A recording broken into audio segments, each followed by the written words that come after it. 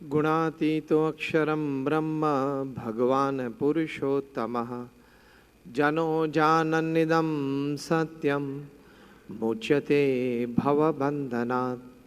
श्री स्वामीनारायण भगवाननी जय। अक्षर पुरुषोत्तम महाराजनी जय। राधा कृष्ण देवनी जय। सियावर रामचंद्र भगवाननी जय। प्रमुख स्वामी महाराजनी जय। महंत स्वामी महाराजनी जय। प्रमुख स्वामी महाराज शताब्दी महोत्सवनी जय। प्रथम तो भगवान स्वामीनारायणना चरणमां वंदन साथे अमारा प्राण प्यारा गुरुहरि परम पूज्य प्रमुख स्वामी महाराजना चरणमां वंदन साथे अने प्रगट गुरुहरि परम पूज्य महंत स्वामी महाराजना चरणमां वंदन साथे पधारेला आप सौने नमस्कार, गुड इवनिंग अने जय स्वामीनारायण। आजनी आपणी वातनो विषय छे थिंक डिफरंट बी डिफरंट। એટલે તમે કંઈક જુદું અને ઊંચું વિચારો અને તમે જુદા અને ઊંચા થાવ। દુનિયાભરનો ઇતિહાસ તમે જુઓ, આજે દુનિયામાં જે કંઈ પ્રગતિ અને સફળતાઓ દેખાય છે એ તમામનું રહસ્ય અને કારણ કંઈક જુદા અને ઊંચા વિચારો કોક સમયે થયા। કોઈ પણ વ્યક્તિ તમને આજે સફળ દેખાય એની પાછળનું રહસ્ય અને કારણ પણ એ જ છે કે વ્યક્તિએ એના જીવનકાળમાં જુદા અને ઊંચા વિચારો કર્યા। અંગ્રેજીમાં એક બહુ જ સરસ કહેવત છે કે what a man thinks by the day he becomes by evening। એટલે આખા દિવસમાં માણસ જે વિચારે એવો એ સાંજે થઈ જાય। and what he thinks the whole of his life he becomes at the end of his life। અને આખા જીવનકાળ દરમિયાન જેવું વિચારે ને એવો જીવનના અંતે થઈ જાય। આ હકીકત આપણને દરેક ઠેકાણે દેખાય છે। આ વાસ્તવિકતા તમને તમારા જીવનમાં પણ દેખાશે, ક્યાંક તમારા મિત્ર વર્તુળમાં પણ દેખાશે, ક્યાંક જાણીતા હોય અથવા તો ક્યાંકથી વાત પણ તમને સાંભળવા મળશે। એટલે એક મહાન અંગ્રેજ ચિંતકે વાત કરી છે કે આઈ એમ બીકોઝ આઈ થિંક। હું છું કારણ કે હું કંઈક વિચારું છું। પશુઓ કંઈ વિચારતા નથી એટલે એમની કોઈ પ્રગતિ નથી થતી। કેટલા કૂતરા ગધેડા આપણને ગાડીઓમાં ને ફરતા અને ફ્લેટમાં રહેતા જોવે જ, પણ એ લોકોને વિચાર નથી આવતા કારણ કે એમનામાં મૂળભૂત વિચાર શક્તિ નથી। આપણે મનુષ્ય છીએ, આપણે ભાગ્યશાળી છીએ કે we have been gifted with the power to think.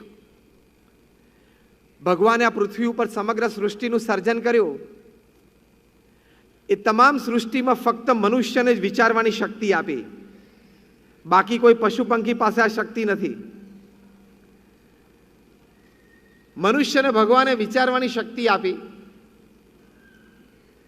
માહિતી એકત્રિત કરવાની શક્તિ આપી, એ માહિતીને જ્ઞાનમાં પરિવર્તિત કરવાની શક્તિ આપી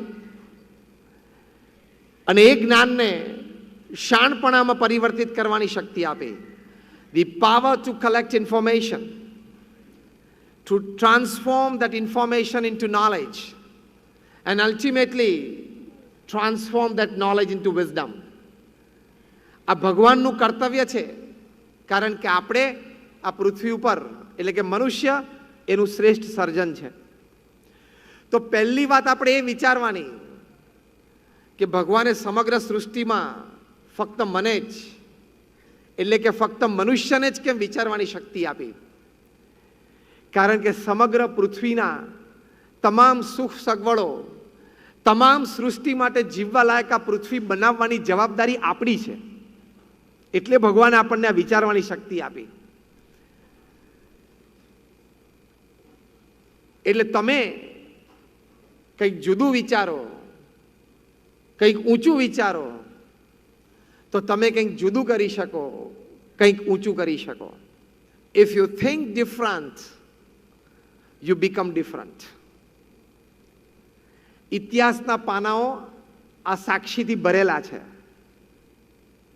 એકવાર એક 12 વર્ષનો બાળક લંડનમાં બિગ બેન ટાવરના બગીચામાં બેઠેલો. એના પિતાશ્રી તો ત્યાં ઝાડુ વાળતા હતા, સ્વીપર તરીકે કોર્પોરેશનમાં નોકરી કરતા હતા. બપોરનો સમય થયો હશે, મધ્યાહનનો, એટલે બિગ બેન ટાવર જે વિશ્વ પ્રસિદ્ધ છે લંડનમાં, એના 12 વાગ્યાના ડંકા શરૂ થયા. પહેલો જ ડંકો પડ્યો અને આ 12 વર્ષના બાળકને કંઈક સ્ફુરી આવ્યું. એક તેજાબી વિચાર અંતરમાં સ્ફુરી આવ્યો અને સાહજિક બોલી ગયો. એ બાળકનું નામ વેલિંગ્ટન હતું કે Wellington will become the mayor of London. કે એક દિવસ આ ઝાડુ કાઢનારાનો બાળક વેલિંગ્ટન લંડનનો મેયર બનશે. બીજો ડંકો પડ્યો, બીજી વખત બોલ્યો, Wellington will become the mayor of London. ત્રીજો ડંકો પડ્યો, ત્રીજી વખત બોલ્યો. એમ 12 ડંકા પડ્યા અને 12 વખત બોલ્યો કે Wellington will become the mayor of London. આ વિચાર, સ્વીપરના છોકરાને આ વિચાર આવવો, પણ એ વિચાર અંતરથી સ્ફુરેલો અને વિચારના આધારે પુરુષ પ્રયત્ન, શ્રદ્ધા, વિશ્વાસ રાખીને આગળ ચાલ્યો. 22 વર્ષની ઉંમરે એ છોકરો લંડનનો મેયર બન્યો. Wellington will become the mayor of London. If you think different, you become different. કંઈક જુદું વિચારો તો તમે કંઈક જુદા થઈ જ શકો છો. આપણે બધાએ સચિન તેંડુલકરને રમતા જોયા છે. He is called God of cricket. 100 કરતાં પણ વધારે ઇન્ટરનેશનલ ટર્ન્સ છે એના. એમને જ્યારે 20 વર્ષ ઇન્ટરનેશનલ ક્રિકેટમાં પૂરા થયા ત્યારે ટાઈમ્સ ઓફ ઇન્ડિયાએ સ્પેશિયલ સપ્લિમેન્ટ કરેલી, એમનો ઇન્ટરવ્યૂ લીધેલો અને ઇન્ટરવ્યૂમાં પૂછ્યું કે sir, what is the secret of your success? તમારી સિદ્ધિનું રહસ્ય શું છે? Your 20 years of international cricket and another 4 years of domestic cricket. 24 વર્ષથી તમે ક્રિકેટ રમો છો અને તમારી સફળતાનું રહસ્ય શું છે? કારણ કે કોઈ પણ સ્ટેજ પરફોર્મન્સ અથવા કોઈ પણ ફિલ્ડ પરફોર્મન્સ, એસ્પેશિયલી સ્પોર્ટ્સ, એમાં 20 વર્ષ સુધી આંતરરાષ્ટ્રીય કક્ષાએ પરફોર્મન્સ આપતા રહેવું ને, એક બહુ જ મોટી સિદ્ધિ છે. કારણ કે એમાં કેટલી બધી ફિઝિકલ ફિટનેસ જોઈએ, કેટલી બધી મેન્ટલ ટફનેસ જોઈએ, કેટલું બધું ઇમોશનલ બેલેન્સ જોઈએ. 50,000 માણસ સ્ટેડિયમમાં બેસીને તાળીઓ પાડતા હોય, એ તાળીઓ ન સંભળાય ને તો બોલ દેખાય. ટૂંકમાં એ તાળીઓ સાંભળવાનું ચાલુ કરે ને પછી બોલ ના દેખાય. જબરજસ્ત એકાગ્રતાથી એને કામ કરવું પડે. સચિન તેંડુલકરને પૂછ્યું, what is the secret of your success? અને સચિન તેંડુલકર બોલ્યા, I not only play cricket, I walk cricket, I drink cricket, I eat cricket, I sleep cricket, I wake up cricket, I talk cricket. It is cricket, cricket, cricket, 24/7, 365. હું ખાલી cricket રમતો નથી, હું બોલું છું, ચાલું છું, ઉઠું છું, બેસું છું, બધું ક્રિકેટ જ છે. Think different and you be different. એ કઈ કક્ષાએ પહોંચી ગયા? કારણ કે એમને ભગવાને તો બહુ જ મોટી કળા આપેલી છે, પણ આટલી મોટી કળા સાચવવા માટે પણ તમારે ઘણો પ્રયત્ન કરવો પડે. To preserve the talent that God gives you is again a big effort. એ બહુ મોટો પુરુષાર્થ છે. પણ એ કંઈક જુદું વિચાર્યું અને એમના સાથી હતા, એમની જેવી જ કક્ષાની બેટિંગ કરતા હતા, વિનોદ કાંબલી. બંને જણાએ સ્કૂલમાં સાથે રમીને 650 રન કરેલા, નોટ આઉટ રહેલા 2 જણા. પણ એ વિનોદ કાંબલીનું કરિયર પૂરું થઈ ગયું. Abrupt end to it. The reason was he did not think the way Sachin thought. એમણે એમની કળા પ્રિઝર્વ કરવી, એ કળા મેન્ટેન કરવા માટે આટલી મહેનત કરવી, એ ક્યારે વિચારેલું નહીં ક્યારે એની માટે પ્રયત્ન નહીં કરેલો. એમને એ રૂટીન જીવન જીવ્યા તો આટલા મોટા આશીર્વાદ હતા ભગવાનને સાચવી ન શક્યા. તો to be different you have to think different. એક યુવાન વ્યક્તિ એક વખત ચાની કીટલીએ ત્યાં દુકાને બેસીને ચા પીવા માટે ગયા છે, તો કીટલી તરફ એની દ્રષ્ટિ હતી ને કીટલીનું ઢાંકણું એની જાતે ઊંચું થયું. એટલે એમને એમ થયું કે આ ઢાંકણું કેવી રીતે ઊંચું થયું. પછી ખબર પડી કે સ્ટીમના પ્રેશરથી ઊંચું થયું છે, વરાળના પ્રેશરથી. એમને એમાંથી વિચાર આવવા માંડ્યા કે વરાળમાં આટલી બધી તાકાત કે મેટલને હલાવે, ધાતુને હલાવી શકે. એ વિચાર એમને પરિપક્વ થયો. See he thought different. આપણેની જગ્યા હોય તો કે પવન બવન આવ્યો છે, ચા પી લે ને. આપણે અહીંયા ચા પીવાયા છીએ, એ થિંક રૂટીન કહેવાય, થિંક ડિફરન્ટ ના કહેવાય. પણ આને વિચાર આવ્યો કે વરાળમાં આટલી તાકાત.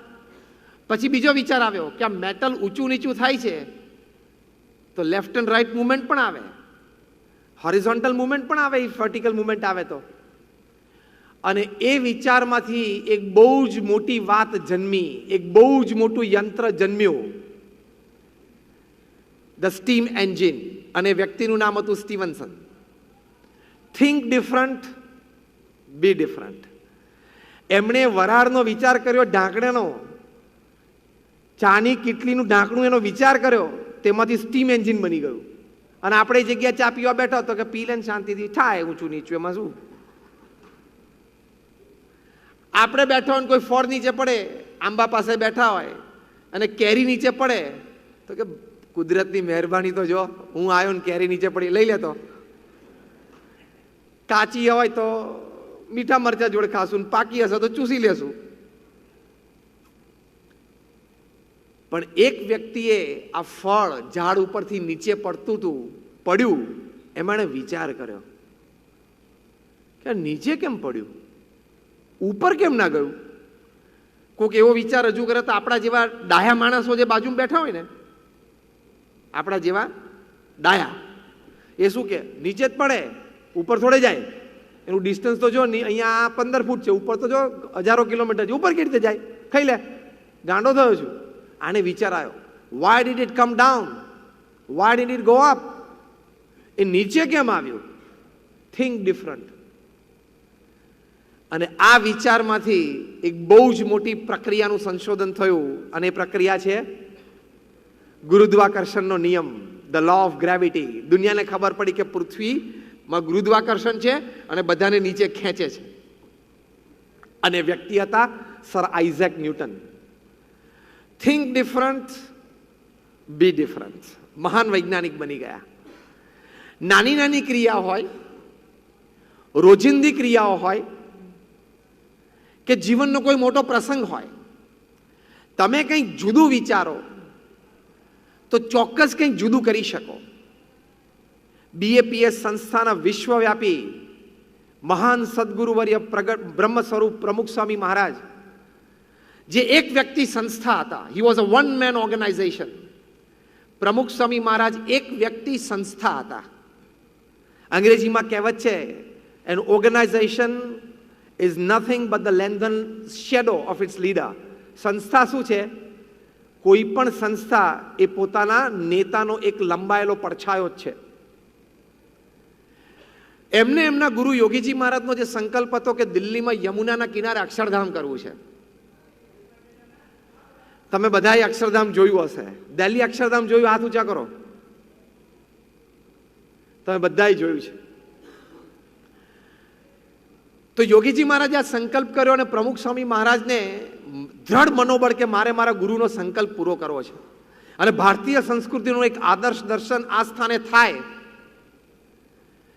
એવું અહીંયા કાર્ય કરવું છે.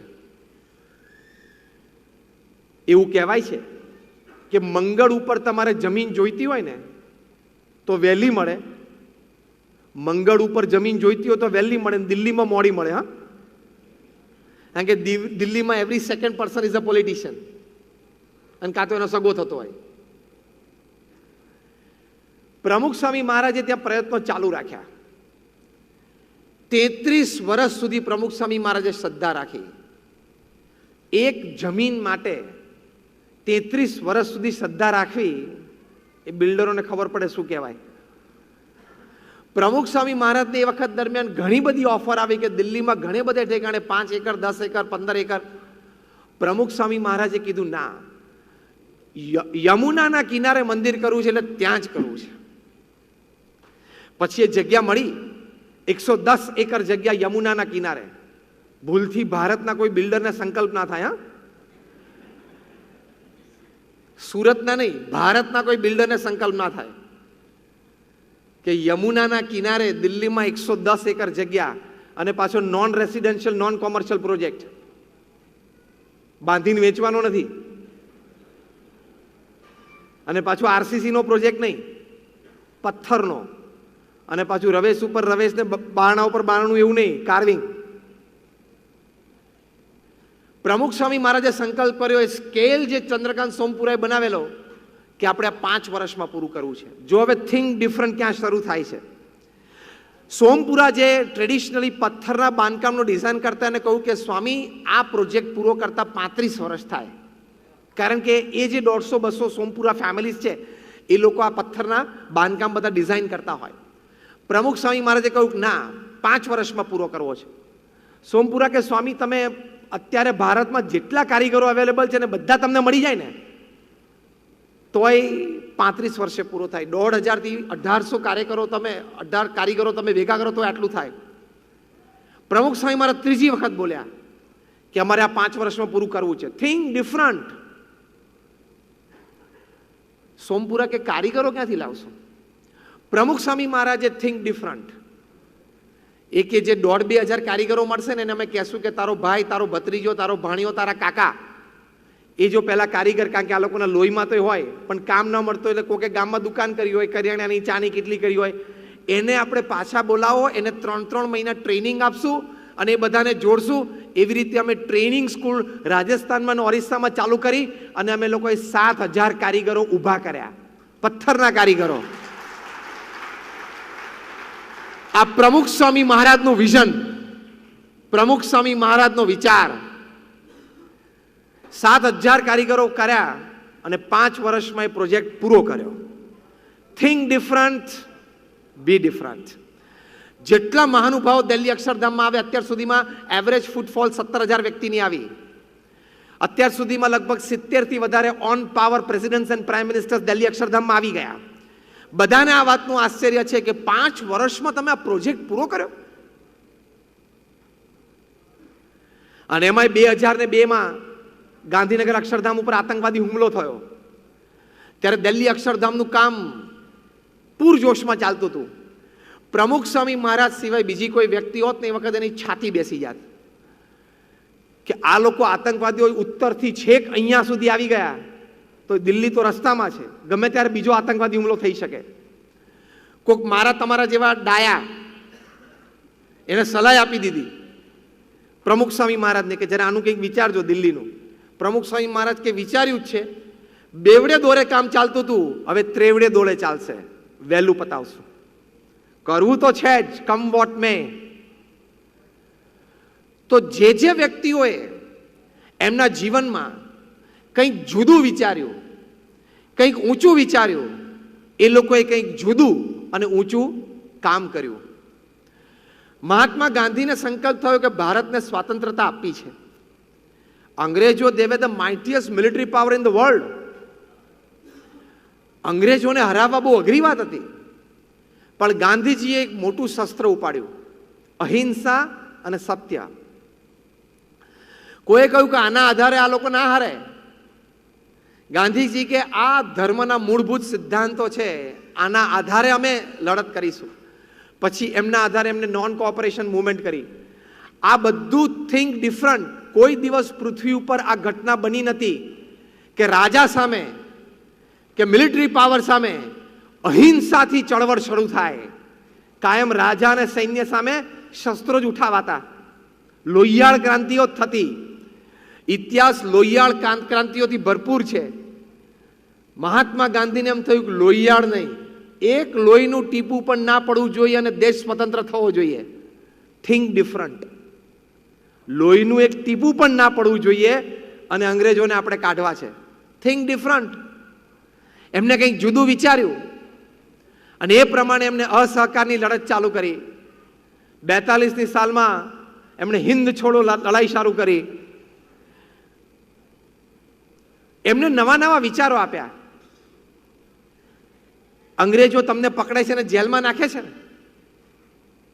અંગ્રેજો તમને સત્યાગ્રહીઓને પકડીને જેલમાં નાખે છે ને. આપણે સામેથી જેલમાં ટોળા ભરો, એની જેલ ભરી દો, પછી બીજાને ક્યાંથી પકડશે? Think different. આવો વિચાર ઇતિહાસમાં કોઈ નથી આવ્યો કે એની જેલ જ આપણે ભરી દો, જેલમાં જગ્યા જ ન આવી જોઈએ, પછી થોડી એના બંગલામાં આપણને રાખશે. આ થિંક ડિફરન્ટ.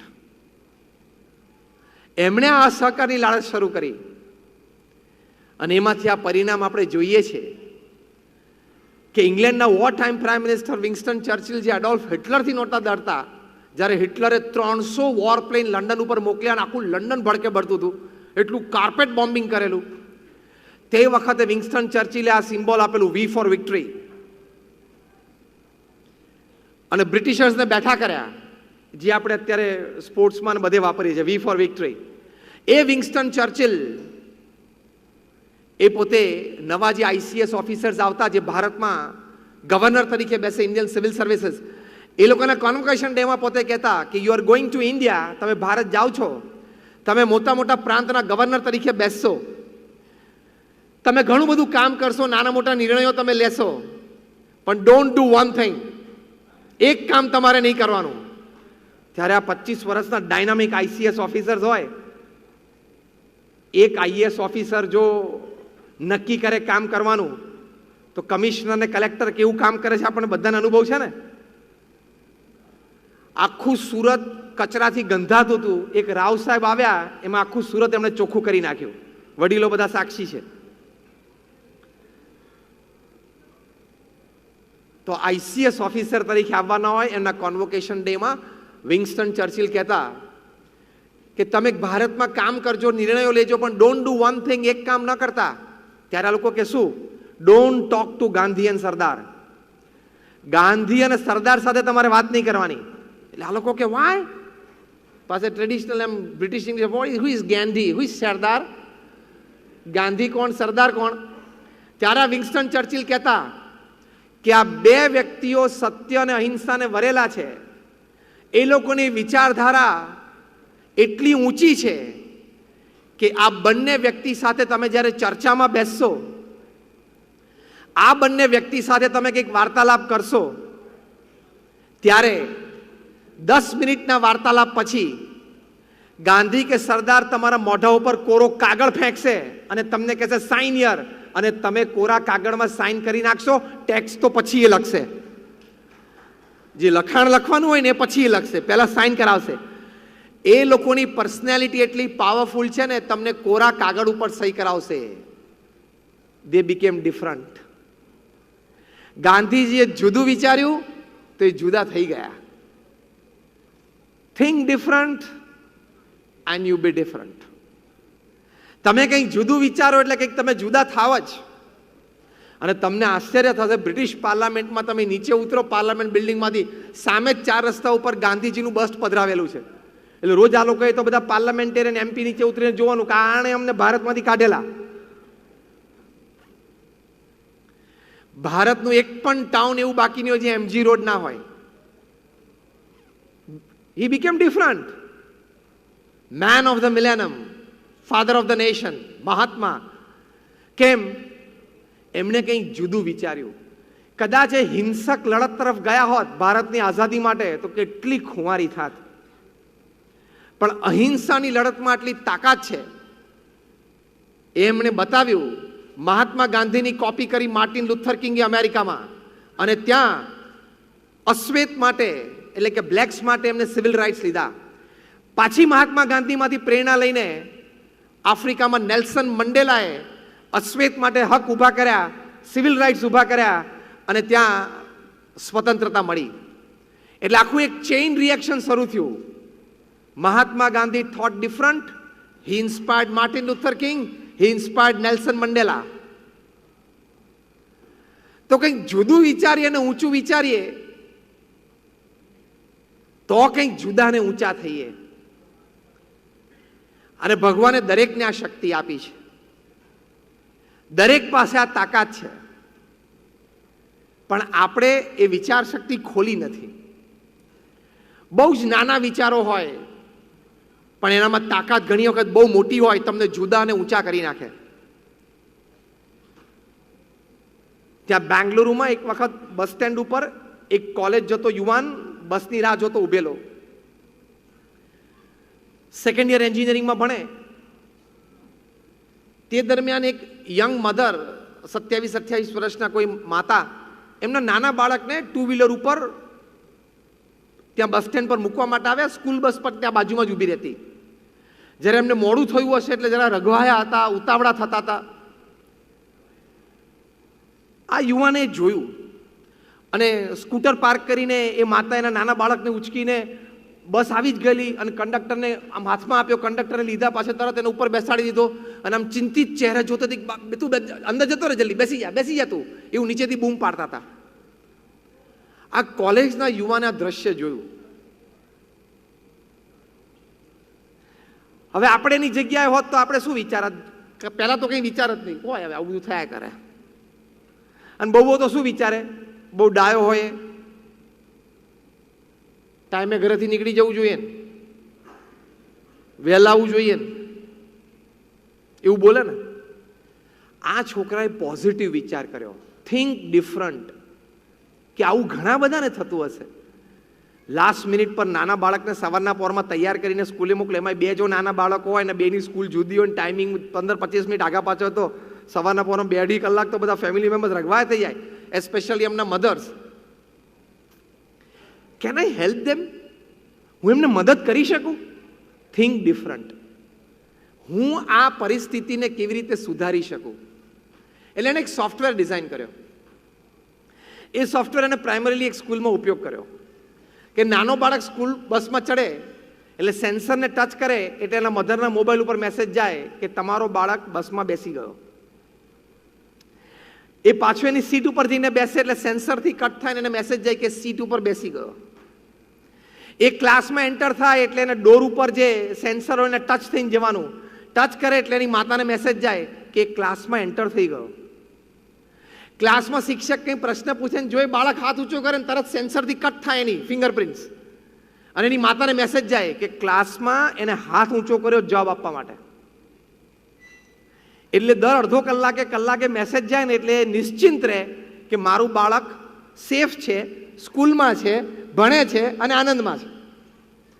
અને આ સોફ્ટવેર ઘણી બધી સ્કૂલ્સમાં શરૂ થયું, બેંગ્લોરમાં, મુંબઈમાં, બધે. સિલિકોન વેલીમાં, સેન હોઝેમાં એક જાયન્ટ આઈટી કંપનીને ખબર પડી કે આ છોકરાએ આવું સોફ્ટવેર બનાવ્યું છે which has a tremendous potential. એટલે એની સાથે નેગોશિએશન શરૂ કર્યું અને દે કેમ ડાઉન ટુ $65 million. $65 million આ છોકરાએ આ સોફ્ટવેર આઈટી કંપનીને વેચ્યું. સેકન્ડ યર એન્જિનિયરિંગનો સ્ટુડન્ટ. બી ડિફરન્ટ થઈ ગયો ને. 18 વર્ષની ઉંમરે $65 million, અને અત્યારે 74 વાળો. હા,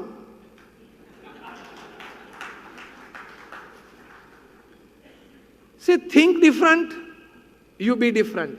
એને બસ સ્ટેન્ડ ઉપર ઊભો વિચાર કર્યો કે હું આમાં કંઈક આ પરિસ્થિતિમાં મદદરૂપ થઈ શકું, મારા ક્ષેત્રમાં રહીને, ટેકનોલોજીના ક્ષેત્રમાં રહીને. એને જુદું વિચાર્યું તો જુદું થઈ ગયું. હવે એને કોઈ વેપાર ધંધો મોટો શરૂ કરવો હોય તો કરી શકે કે નહીં? $65 million એટલે શું વાત થઈ? 1 million એટલે 7.5 કરોડ રૂપિયા. 7 6 42, 450 કરોડ રૂપિયા થયા. Think different, be different. તમે તરત કંઈક જુદા થઈ શકો છો. એડમંડ હિલેરીએ જ્યારે નક્કી કર્યું કે એવરેસ્ટ સર કરવો છે, એમણે પ્રયત્ન કર્યો પણ અડધેથી પાછા આવ્યા, કારણ કે ઉપરની ભયંકરતાનો જે એમને અનુભવ નહોતો. કે એકવાર તમે 10,000 ફૂટ ઉપર જાઓ, 20,000 ફૂટ ઉપર જાઓ પછી ઓક્સિજન કેટલો પાતળો થઈ જાય. અહીં તમે એક શ્વાસ લો એટલું ઓક્સિજન લેવામાં તમારે ત્યાં 5 શ્વાસ લેવા પડે. એટલે લંગ્સ તરત થાકવા માંડે. એ બધા નવા અનુભવ હતા ને, એટલે પાછા આવ્યા અને એવરેસ્ટ સામે જોયું. અને એવરેસ્ટની ઊંચાઈ, એની ભવ્યતા એ જોઈને ડઘાઈ ના ગયા. પણ એને એવરેસ્ટને પોતાની છાતી ઉપર હાથ મૂકીને ચેલેન્જ આપી અને બહુ જ અદ્ભુત વાક્ય બોલ્યા જે ઇતિહાસમાં સુવર્ણ અક્ષરોએ લખાયેલું છે. એડમંડ હિલરીએ એવરેસ્ટ સામે જોઈને કહ્યું કે આઈ વિલ કમ અગેન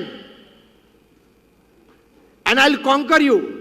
હું ફરી વખત આવીશ, હું તારી ટોચ ઉપર પગ મૂકીશ. કારણ કે બીજું વાક્ય અદ્ભુત વિચારથી એ બોલ્યા, જો think different, because as a mountain you cannot grow, as a human being I can grow. એક પર્વત તરીકે તારામાં વિકાસ અસંભવ છે, મનુષ્ય તરીકે મારામાં પૂર્ણ વિકાસ સંભવ છે. As a mountain you cannot grow, as a human being I can always grow. I will come, I will conquer. એ ફરી વખત આવ્યા અને એવરેસ્ટને સર કર્યો. Think different, be different. તમે કંઈક જુદું વિચારો, વિશેષ વિચારો, ઊંચું વિચારો એટલે વિશેષ થાય જ. ભગવાન આ સૃષ્ટિનું સર્જન જ એવી રીતે કર્યું છે. અંગ્રેજોએ ફ્રાન્સ ઉપર ચડાઈ કરી. ફ્રાન્સના રાજા એના કમાન્ડરને બોલાવ્યા અને કમાન્ડરને કીધું કે સૈન્ય બહુ ભારે છે, દુશ્મનની તાકાત બહુ જ મોટી છે, આપણી પાસે સૈન્ય પણ ઓછું છે, શસ્ત્ર પણ ઓછા છે. એના નાના 5 ફૂટ 2 ઇંચ હાઈટના કમાન્ડરે રાજા સાહેબને પૂછ્યું કે રાજા એમની પાસે સૈન્ય કેટલું છે. ત્યારે રાજાએ કહ્યું કે આપણા ગુપ્તચરો એના સંદેશ પ્રમાણે એ લોકો પાસે 50,000નું સૈન્ય છે. એટલે કમાન્ડરે કીધું રાજાને કે આપણી પાસે તો 5,000 છે. રાજા કે મને એની જ ચિંતા છે કે એ લોકો પાસે 50,000નું સૈન્ય અને આપણી પાસે 5,000નું. ત્યારે 5 ફૂટ 2 ઇંચના કમાન્ડરે રાજાને કીધું કે sir, it's a difference of only a શેફર. ફ્રેન્ચ ભાષામાં ઝીરોને શેફર કહેવાય કે એક ઝીરોનો જ ફેર છે સાહેબ. 5,000 અને 50,000 વચ્ચે બહુ ફેર ના કહેવાય. Think different. આપણે કોઈ એ જગ્યા હોય તો હે પતી ગયું, જે હે નીકળી જાય ને અંદરથી હવા નીકળી જાય. આ કમાન્ડરે કીધું કે સાહેબ 5,000 અને 50,000 વચ્ચે એક મીંડાનો તફાવત છે. ગીવ મી ફૂલ પાવર્સ. મને એકવાર પૂર્ણ સત્તા તમે આપી દો અને હું મારો ખેલ કરું. રાજાએ કીધું, પોતાના કોટ ઉપરથી ઉતારીને 3 સ્ટાર તેને આપ્યા કે from today you lead the army, go. અને એક કમાન્ડરે એવી વ્યૂહરચના ગોઠવી કે 5,000ના સૈન્યથી અને 50,000 સૈન્યનો ખુરદો વાળી દીધો. ત્યારે દુનિયાને ખબર પડી કે 5 ફૂટ 2 ઇંચનો કમાન્ડર વોઝ નેપોલિયો બોનાપાર્ટ, જે ભવિષ્યમાં ફ્રાન્સના રાજા બન્યા. Think different.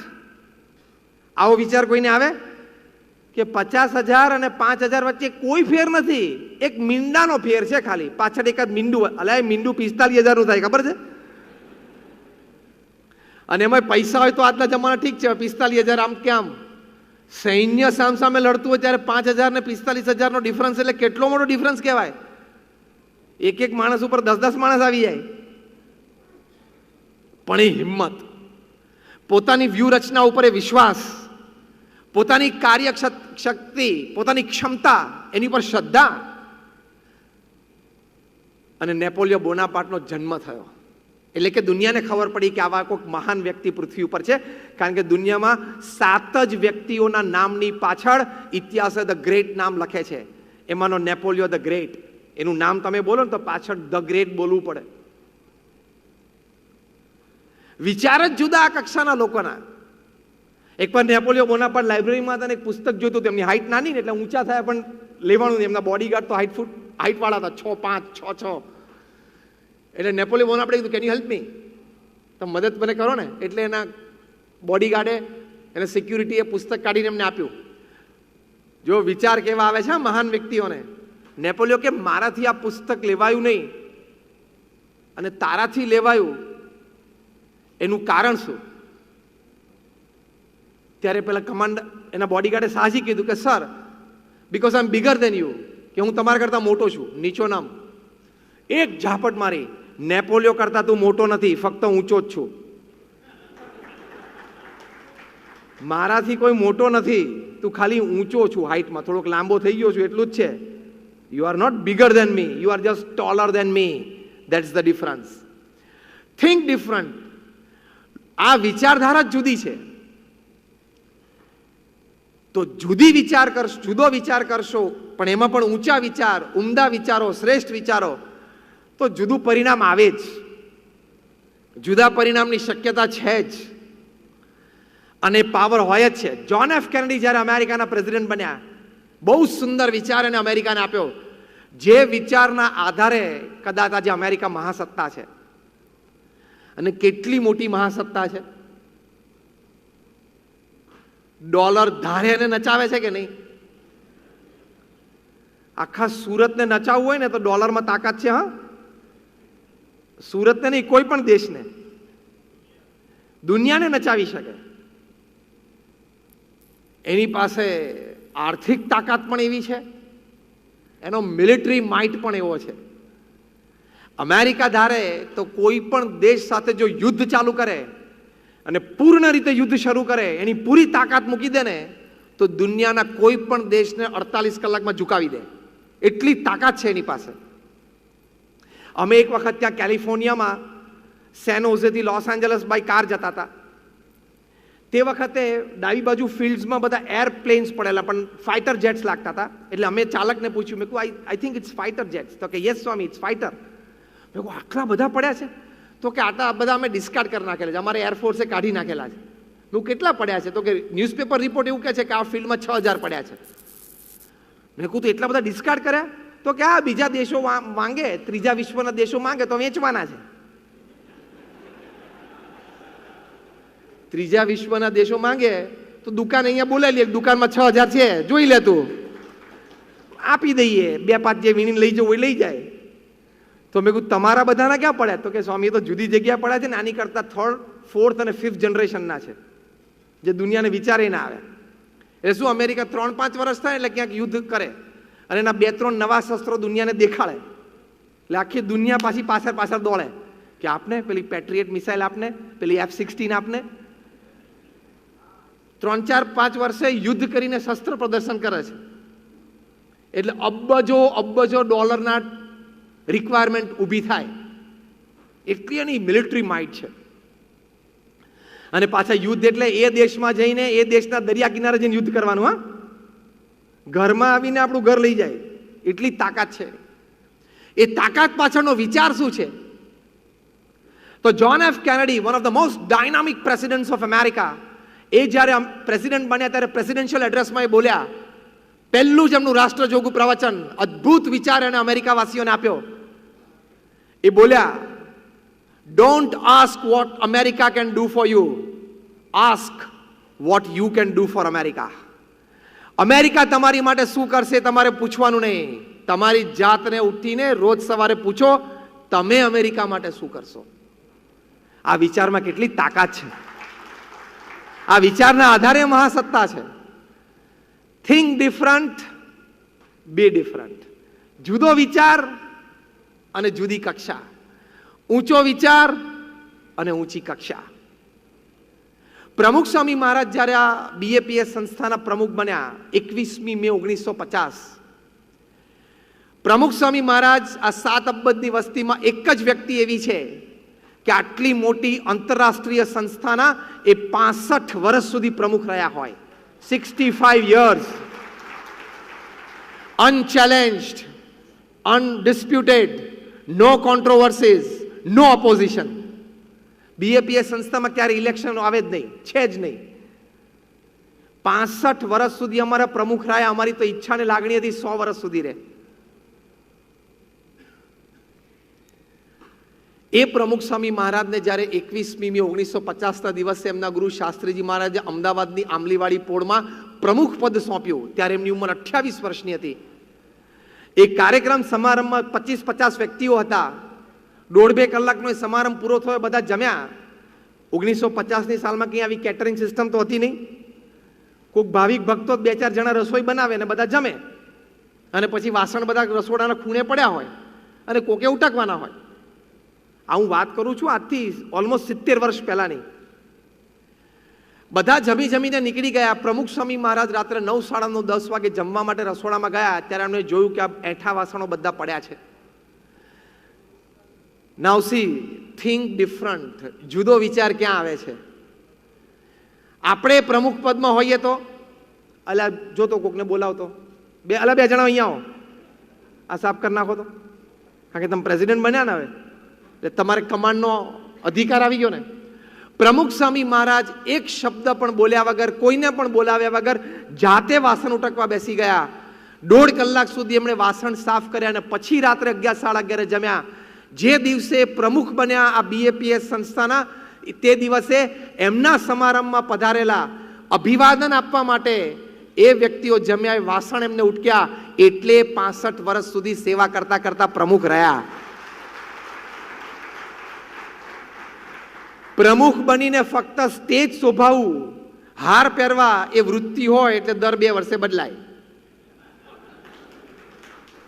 દર 2 વર્ષે સંસ્થાઓમાં ઇલેક્શન શેના આવે છે? કેમ બધાને અભરખા જાગે છે? સેવા તો કરવી હોય તો નીચે બેસીને થઈ શકે છે, પણ આ અભરખા હોય છે ને એટલે 2 વર્ષથી વધારે આ ખુરશી તમને ટકવા ના દે.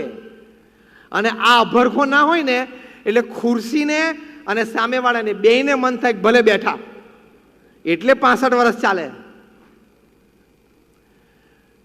હી બીકેમ ડિફરન્ટ. 65 વર્ષ સુધી પ્રમુખ રહ્યા એટલે ડિફરન્ટ કેટેગરીમાં આવી ગયા. વાય? Think different. એમણે જુદું વિચાર્યું એટલે જુદા થઈ ગયા.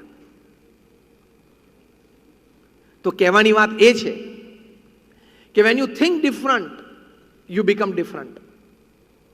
નેલ્સન મંડેલા સાઉથ આફ્રિકાના સિવિલ રાઇટ્સ માટે ધ વ્હાઇટ રેજીમ, PW બોથા એ વખતે સાઉથ આફ્રિકાના પ્રેસિડેન્ટ હતા. એમની સામે એમણે અહિંસક લડત ચાલુ કરી. સરકારે એમને જેલમાં નાખ્યા. હમણાં 4 મહિના પહેલા જ અમે સાઉથ આફ્રિકામાં એમની એ જેલ જોઈ. આજે પણ આપણા આંખમાં આંસુ આવી જાય. 10x10 કરતા પણ નાની કોટડીમાં 27 વર્ષ રહ્યા. કદાચ 7 અબજની વસ્તીમાં સૌથી વધારે કોઈ એક વ્યક્તિએ દુઃખ જો જીવનમાં જોયું હોય તો એ નેલ્સન મંડેલાએ જોયું છે. 27 વર્ષ તમને જેલમાં એકલા રાખે, કોઈની સાથે બોલવાનું નહીં, કોઈ તમારી સાથે બોલે નહીં. મહિનામાં માણસ ગાંડો થઈ જાય. હા, અત્યારે તો તમે 1 કલાક ખાલી ફોન લઈ લે ને તમારા હાથમાં તોય ગાંડા થઈ જવાય એવું છે. કારણ કે દર 3 મિનિટે કોન્શિયસલી કે સબકોન્શિયસલી તમારો હાથ જો મોબાઈલને અડે નહીં ને તો તમારું ડિસ્ચાર્જિંગ ચાલુ થઈ જાય છે. ફોન તો જ્યારે ચાર્જ થવાનો હોય ત્યારે થાય. દર 3 મિનિટે ફોનને હાથ અડવો જ જોઈએ. અને રાત્રે 12 વાગે પાછો ફોન છેલ્લે સૂતા એકવાર જોઈ લે વોટ્સએપ કે કંઈ છે નહીં ને. તારે શું હોય? તું સેલિબ્રિટી છું? તારે રાત્રે 12 વાગે શું હોય? સવારના પોરમાં ઉઠીને પાછો પહેલો મોબાઈલ ખોલે 5:30 વાગ્યામાં અને વોટ્સએપ ખોલે. ઓહો, 80 ચેટ અને 135 મેસેજ. હવે 80 ચેટમાંથી 80% તો ફૂલડા જ છે ગુડ મોર્નિંગના. 3 દાડે ફરતા આવતા જ હોય છે. નેલ્સન મંડેલા 27 વર્ષ સુધી એકલા જેલમાં રહ્યા. કોઈ પણ માણસ ગાંડો થઈ જાય.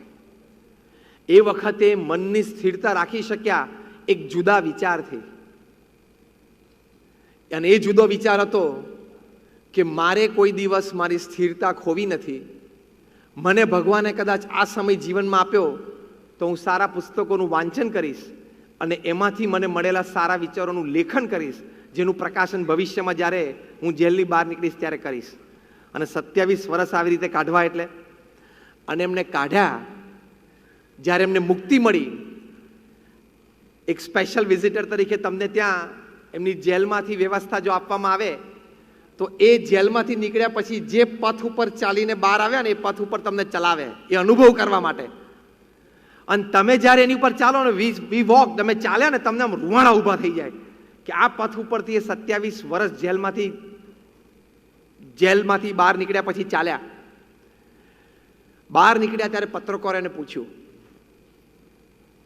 કે અત્યારે હવે સરકારની નીતિ પ્રમાણે તમામ અશ્વેતને પણ વોટિંગ હક મળી ગયા, એટલે હવે આ ઇલેક્શન્સ આવે છે એમાં નક્કી છે કે તમે સર્વાનુમતે જીતવાના જ છો અને તમે સાઉથ આફ્રિકાના પ્રેસિડેન્ટ બનશો જ. અને નક્કી જ હતું, કારણ કે આ તો અશ્વેત લોકોને વોટિંગ હક નહોતા, એટલે આ શ્વેત લોકો પોતે વોટિંગ કરીને એમની સરકાર ચૂંટી લેતા હતા. અશ્વેતને ત્યાં વોટિંગ રાઇટ્સ આપે એટલે એ લોકોની પોપ્યુલેશન તો આ લોકો કરતાં 15 ગણી હતી. નેલ્સન મંડેલાએ કીધું ખા, એ તો અમે જ જીતવાના છે અને પૂર્ણ બહુમતીથી જીતવાના છીએ, એ તો હકીકત છે.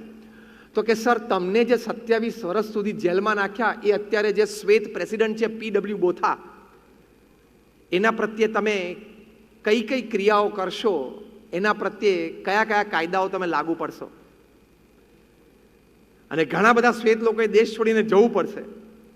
ત્યારે નેલ્સન મંડેલા બોલ્યા, જો થિંક ડિફરન્ટ. આપણી ઉપર કદાચ કોઈએ અન્યાય કર્યો હોય અથવા તો આપણને એમ લાગ્યું હોય કે મને કંઈક અન્યાય થયો, તો આપણે એ તકની રાહ જોઈએ કે ક્યારે હું બદલો વાળું. એ સામાન્ય મનુષ્યના સ્વભાવ છે અને વિચારો છે. આને શું કહેવાય? Think routine. થિંક ડિફરન્ટ નહીં, થિંક રૂટીન. અરે કોઈના લગ્ન પ્રસંગમાં કોઈ મેણા ટોણા માર્યા હોય તો 10-10 વર્ષ સુધી રાહ જોવે છે જવાબ આપવામાં. તમે બધા હસ્યા કેમ એ મને કહો? 10-12 વર્ષ 15 વર્ષ સુધી રાહ જોવે કે ફરી વખત લગ્ન પ્રસંગ આવે ને ત્યારે મારે આ ટોણાનો જવાબ આપવો છે. 15 વર્ષ સુધી સંઘરી રાખે, કેટલી એનર્જી વપરાય ખબર છે આમાં? નેલ્સન મંડેલા એમણે કહ્યું કે આઈ ડોન્ટ હેવ એની ગ્રજ, મને કોઈના પ્રત્યે કોઈ રાગદ્વેષ નથી. અમે સરકાર બનાવશું ત્યારે અમને અનુભવ ઓછો છે, એટલે અમે પીડબ્લ્યુ બોથાને અને એમના મિનિસ્ટર્સને અમે સરકારમાં સાથે રાખશું અને અમારે સાથે રહીને દેશનો વિકાસ કરવો છે. જે સરકારે 27 વર્ષ સુધી એમને જેલમાં રાખ્યા એ સરકારને સાથે રાખવા માટે તૈયાર થયા અને બન્યું પણ એમ જ. ઇલેક્શન્સમાં નેલ્સન મંડેલા મેસિવ વિક્ટરી સાથે જીત્યા અને 90 વર્ષની ઉંમરે એ સાઉથ આફ્રિકાના પ્રેસિડેન્ટ બન્યા.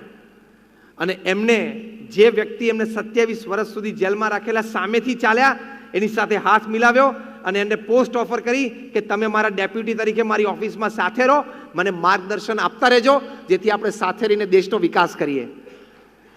કઈ કક્ષાની લોકોની વિચારધારા હોય છે. અને આપણું માઇન્ડ, આપણા વિચારો એટલા હલકા ને કોક આપણી સામે જોવે ને તો એ ખબર નહીં, યારો 2 દિવસથી કતરીને જોવે છે, જો આંદો નહીં જોવા દે, એટલે શું આવા હલકા વિચારો તું કરે છે? અને 5 વર્ષ એમને સરકાર ચલાવી, પછી એમની તબિયત લથડી એટલે પછી એ સરકારમાં રહ્યા નહીં, રિટાયર થયા. પણ એ જ્યારે મૃત્યુ પામ્યા ત્યારે દુનિયાભરના દેશોના પ્રધાનમંત્રી અને રાષ્ટ્રપતિઓ સાઉથ આફ્રિકા એમને અંતિમ પોતાના રિસ્પેક્ટ્સ અને હોમેજીસ આપવા માટે દોડ્યા. ત્યાં સુધી કે બોલિવૂડના, હોલિવૂડના મોટા દરજ્જાના સુપરસ્ટાર્સ એવું બોલ્યા કે જ્યારે નેલ્સન મંડેલાની ડોક્યુમેન્ટરી બને ને ત્યારે અમને એ ડોક્યુમેન્ટરીમાં 10 સેકન્ડનો પણ રોલ આપશો ને તો અમારું જીવન ધન્ય થશે. આપણા બોલિવૂડના જે બહુ જ મોટા સુપરસ્ટાર, રાધર મોટામાં મોટા મેગા સ્ટાર, એમણે કીધું કે નેલ્સન મંડેલાની ડોક્યુમેન્ટરી તૈયાર થાય ને એમના જીવન અને કાર્યની, ત્યારે એના રૂમમાં હું કચરો વાળતો હોય એવી રીતે મને સામેણી પણ આપજો, 5 સેકન્ડ માટે પણ મને આપજો. કારણ કે એને ખબર છે કે મારું સુપરસ્ટાર મને ત્યાં સુધીનું અમરત્વ નહીં આપે જ્યાં સુધીનું આ નેલ્સન મંડેલાની ડોક્યુમેન્ટરીમાં એક નાના રોલથી મને અમરત્વ મળશે. આ કક્ષાની વ્યક્તિ બન્યા એ. He became different. એમણે જુદું વિચાર્યું તો એ જુદા થઈ ગયા, એમણે ઊંચું વિચાર્યું તે ઊંચા થઈ ગયા. એટલે when you think different, you become different. Because again I repeat, man at the end of the day is a bundle of his own thoughts. દિવસના અંતે માણસ કોણ છે? આખા દિવસમાં જે વિચાર કર્યો હોય તે. તમે આખા દિવસમાં ઓફિસમાં બેઠા બેઠા વિચાર કરો કે આને પાડી દઉં, આનું લઈ લઉં, આને ક્યાંક ફસાવી દઉં, તો એક દિવસે ચક્કર ફરતું ફરતું પાછું આવશે. તમે આપણે નાનપણમાં ખબર છે ફ્રીઝબી રમેલા? સેમી સર્કલ ને ફ્રીઝબી તમે આમ હવામાં નાખો ને એટલે પાછી આવે, ખબર? ભાઈ તમારા હાથમાં આવે ફ્રીઝબી, તમે નાખો એટલે પાછી આવે. આ કર્મનો સિદ્ધાંત ફ્રીઝબી જેવો છે. તમે વિચાર કરો ને કે પાડી દઉં, પાછો પાડી દઉં, એનો ધંધો હું લઈ લઉં, એનો ક્લાયન્ટ હું લઈ લઉં, એના વિશે બજારમાં ખોટી વાતો કરું, તે બધું પાછું આવે ફ્રીઝબીની જેમ. તમારા હલકા વિચારો તમને જ નડે. એ સિદ્ધાંત છે પૃથ્વી ઉપર. સ્પર્ધકોની સાથે ખાનદાનીથી સ્પર્ધા કરવાની હોય. આપણા સ્પર્ધકો દુશ્મનો પણ કદાચ હોય, પણ દુશ્મનાવટમાં પણ ખાનદાની જોઈએ. દુશ્મનાવટમાં પણ આમ ખાનદાની હોય ને, એ વિચાર છે. પહેલાના જમાનામાં રાજા એકબીજા સામે લડતા અને લડતા લડતા સામેવાળાના હાથમાંથી શસ્ત્ર પડી જાય ને તો ઘા ના કરે કે મારી ખાનદાની શું. કાલ સવારે કોક એમ કહેશે કે દુશ્મનના હાથમાં શસ્ત્ર નહોતું ત્યારે તે ઘા કરેલો, એટલે રાહ જોવે કે ઉપાડ, પહેલા શસ્ત્ર ઉપાડ પછી આપણે લડીએ. ત્યાં સુધીની ખાનદાની. અને અત્યારે તો પાછળ જ ઘા મારે સીધો. ખાલી શસ્ત્રથી નહીં. આ હું કોર્પોરેટ ઓફિસની વાત કરું છું. પાછળથી ઘા માર દે. તો યુ ડોન્ટ બીકમ ડિફરન્ટ. પૃથ્વી પર તો 24 કલાકમાં 1.5 લાખ માણસો વિદાય લે છે. 24 કલાક એટલે 86,400 સેકન્ડ. એટલે દર 2 સેકન્ડે 3 વ્યક્તિ વિદાય લે છે. 1.5 લાખ માણસો વિદાય લે છે. એક વખત આપણે પણ વિદાય લેવાના. અને ભગવાનની ઈચ્છા હોય ધારો કે નક્કી કરે અને ફૂલ કોન્સન્ટ્રેશન સુરત ઉપર રાખે તો રોજના 1.5 લાખ સુરતમાંથી જ ઉપાડવાના. તો 15મા દિવસે વારો આવી જાય.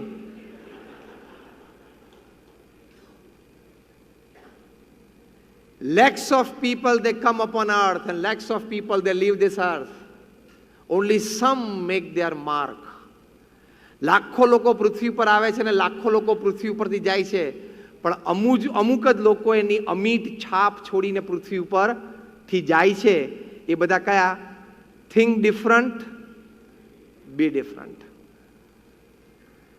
તમે કંઈક જુદું વિચારો તો તમે ચોક્કસ કંઈક જુદા થઈ જ શકો. આ બધા મેં પ્રસંગો તમને કયા. પ્રસંગો સાંભળવાને તો તમને આનંદ પણ આવ્યો હશે, પણ હવે આવા વિચારો ઊંચા કર્યા પછી એના પ્રેક્ટિકલ ઉપાયો પણ કરવા પડે. ખાલી વિચારથી માણસ જુદો નથી બનતો. પ્રથમ પાયો વિચાર છે, પણ એ વિચારને પછી તાદ્રશ કરવા માટે પ્રેક્ટિકલી તો કંઈક કરવું પડે કે નહીં? તો પ્રેક્ટિકલી મોટી વાત છે કે જીવનમાં હંમેશા નૈતિકતાપૂર્ણ, પ્રામાણિકતાપૂર્ણ સખત પુરુષાર્થ કરવો. તમે જે પણ વ્યવસાયમાં હોય, જે પણ જગ્યાએ હોય, ઓનેસ્ટ, એથિકલ, હાર્ડવર્ક. આ BAPS સંસ્થા દુનિયાના 10 ટોપ સંસ્થાઓમાંની એક સંસ્થા છે. યુનાઇટેડ નેશન્સમાં સંસ્થાની એક પરમેનન્ટ સીટ છે. પ્રમુખ સ્વામી મહારાજે એકલા હાથે 1300 મંદિરો બાંધ્યા. અમારા જેવા 1000 સંતોને એમણે દીક્ષા આપી. એમાંથી 750થી પણ વધારે સંતો graduates, post graduates, chartered accountants, doctors ને એન્જિનિયર્સ છે. એમાંથી 150થી પણ વધારે સંતો બોર્ન અમેરિકન અને બ્રિટિશ સિટીઝન છે. એમાંથી 50થી પણ વધારે સંતો Stanford, Harvard, Carnegie melon, Yale એમાં ભણેલા છે. અમારા ઘણા બધા સંતો $1.5 લાખ, $2 લાખ સેલરી છોડીને સાધુ થયા છે. 55,000નો વોલેન્ટિયર ફોર્સ ઊભો કર્યો. એમના જીવનમાં 7.5 લાખ પત્રો વાંચ્યા અને એનો ઉત્તર આપ્યો. At an unbelievable average of answering 70 letters a day without a Sunday for 45 years. પ્રમુખ સ્વામી મહારાજે 3.5 લાખ ઘર, ઓફિસ, ફેક્ટરી કે શોપમાં વ્યક્તિગત ગયા. પ્રમુખ સ્વામી મહારાજ 20 લાખ લોકોને વ્યક્તિગત મળીને એના પ્રશ્નો સાંભળ્યા છે અને એનો ઉત્તર આપ્યો છે. દુનિયાના 18,000 ગામડાઓમાં પ્રમુખ સ્વામી મહારાજ જાતે ગયા છે. જાહેર જીવન જીવતી વ્યક્તિને ખબર પડે કે 18,000 ગામડામાં જવું એટલે શું. આટલો ભગીરથ પુરુષાર્થ કર્યો, પણ પ્રામાણિકતા અને નૈતિકતા ક્યારેય ચૂક્યા નહીં. આ થિંક ડિફરન્ટ તો બી ડિફરન્ટ.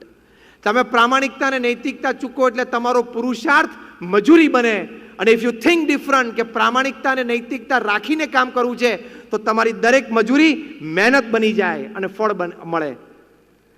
પ્રામાણિકતા અને નૈતિકતા વગર પુરુષાર્થ મજૂરી બને. પ્રામાણિકતા અને નૈતિકતાથી મજૂરી પણ મહેનત બને અને ફળદાયી બને. પ્રમુખ સ્વામી મહારાજને પૂછ્યું કે કયો વિચાર તમારા મનમાં કાયમ રહે છે? પ્રમુખ સ્વામી મહારાજે કહ્યું જે વિચાર મને ક્યારેય નથી આવ્યો હું તમને કહું. That was more interesting. પ્રમુખ સ્વામી મહારાજે કહ્યું કે કોઈનું પણ અહિત થાય એવો વિચાર મને જીવનમાં ક્યારેય નથી આવ્યો. Think different. સ્પર્ધકનું અને દુશ્મનનું પણ શું કામ અહિતી છું? સ્પર્ધકનું અને દુશ્મનનું પણ શું કામ અહિતી છું? એની મહેનત છે, એનું કમાઈ છે, એનો ભાગ્ય છે, એનો આનંદ લે છે. હું મારી મહેનતનું, મારા ભાગ્યનું હું ખાઉં છું ને હું આનંદ લઉં છું. એ છે અને હું છું. એ વિચારથી સ્થિરતા રહેવાય, એ વિચારથી આનંદમાં રહેવાય. બાકી તમે 20 લાખની ગાડી લાવો ને તમે 3 મહિનાથી એનો આનંદ લેતા હો અને પડોશી પછી મર્સિડીઝ લાવે 35 લાખની તો 75 લાખની લાવે તો આ ગાડીનો આનંદ એમને ઉડી જાય. પાડોશી કરતા સાળો બનેવી લાવે તો વધારે ઉપાધિ. હા પાછી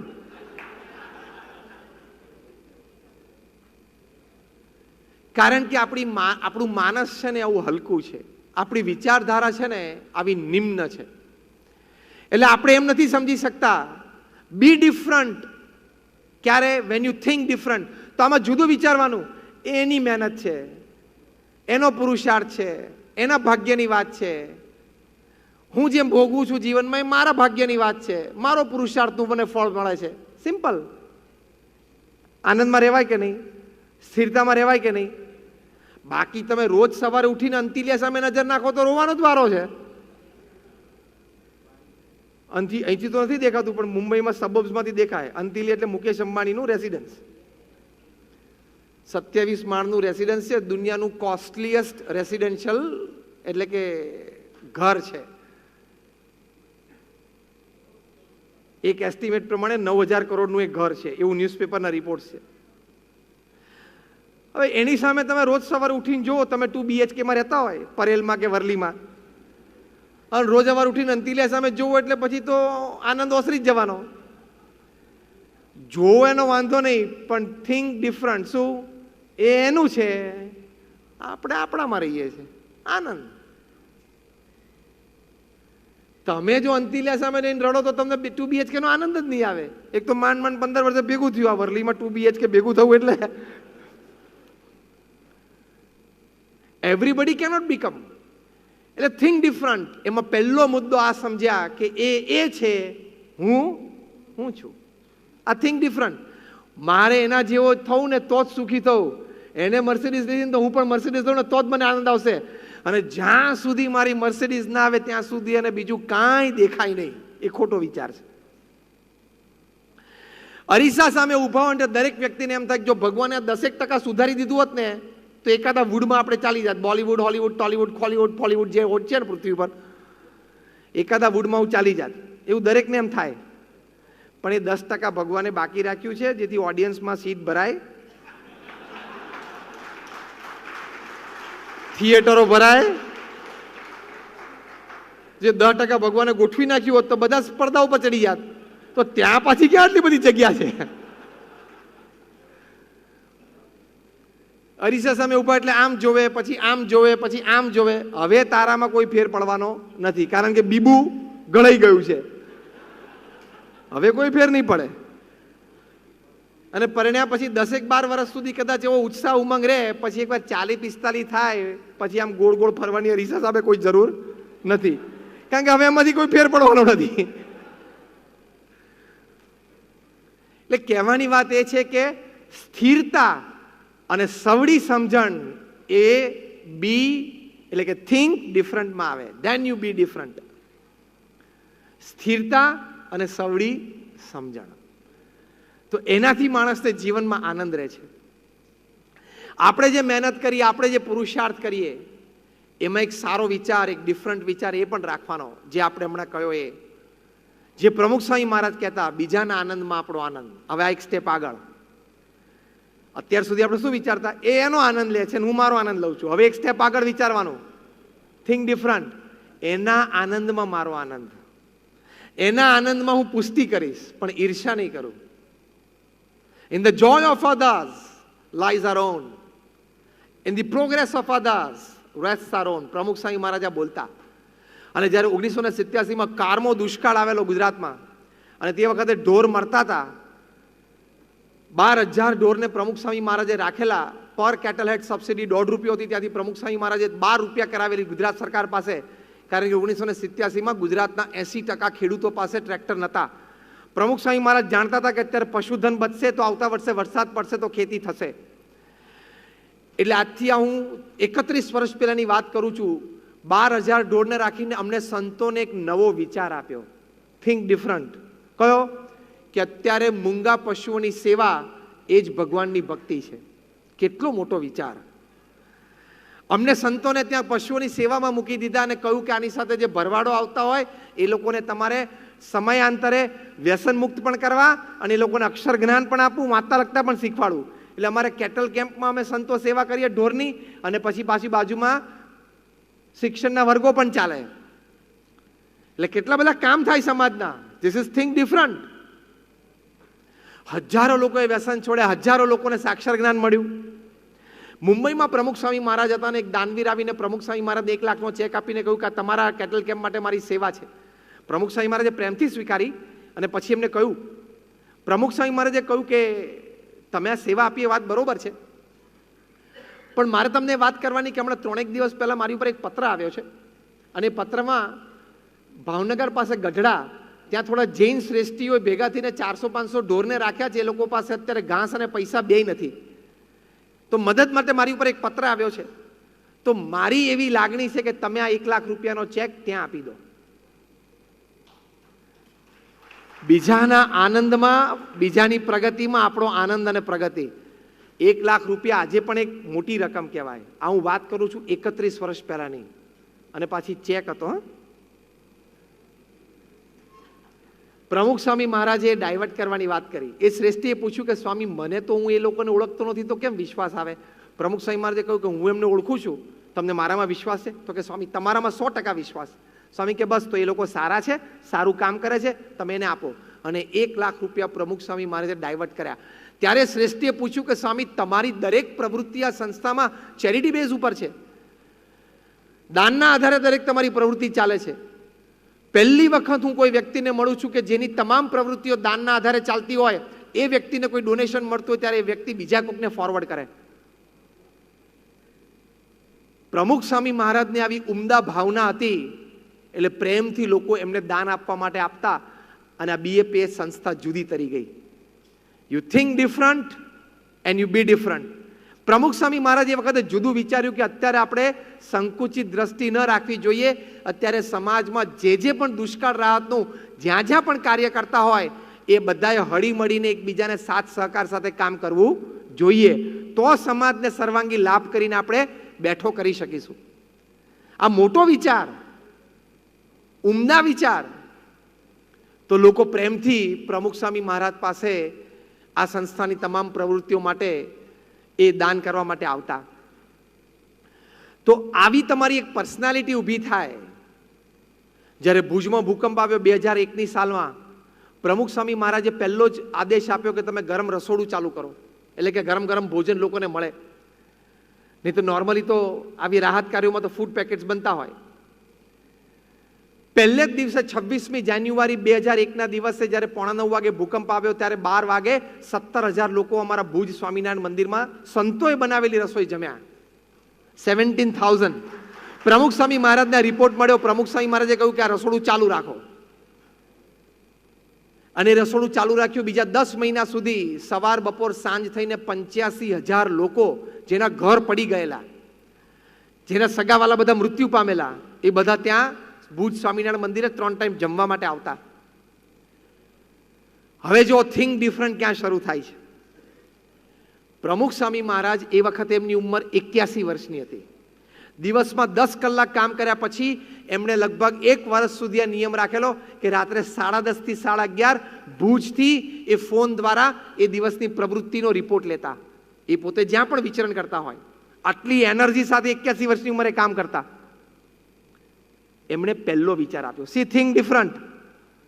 એમણે કહ્યું કે ઘણા સારા ઘરના લોકો હોય, પ્રતિષ્ઠિત હોય, આગેવાન હોય, એ લોકોને લાઈનમાં થાળી લઈને ઊભા રહેવું ને એટલે એના આમ શરીરે કાપો તો લોહી ના નીકળે એવું લાગે.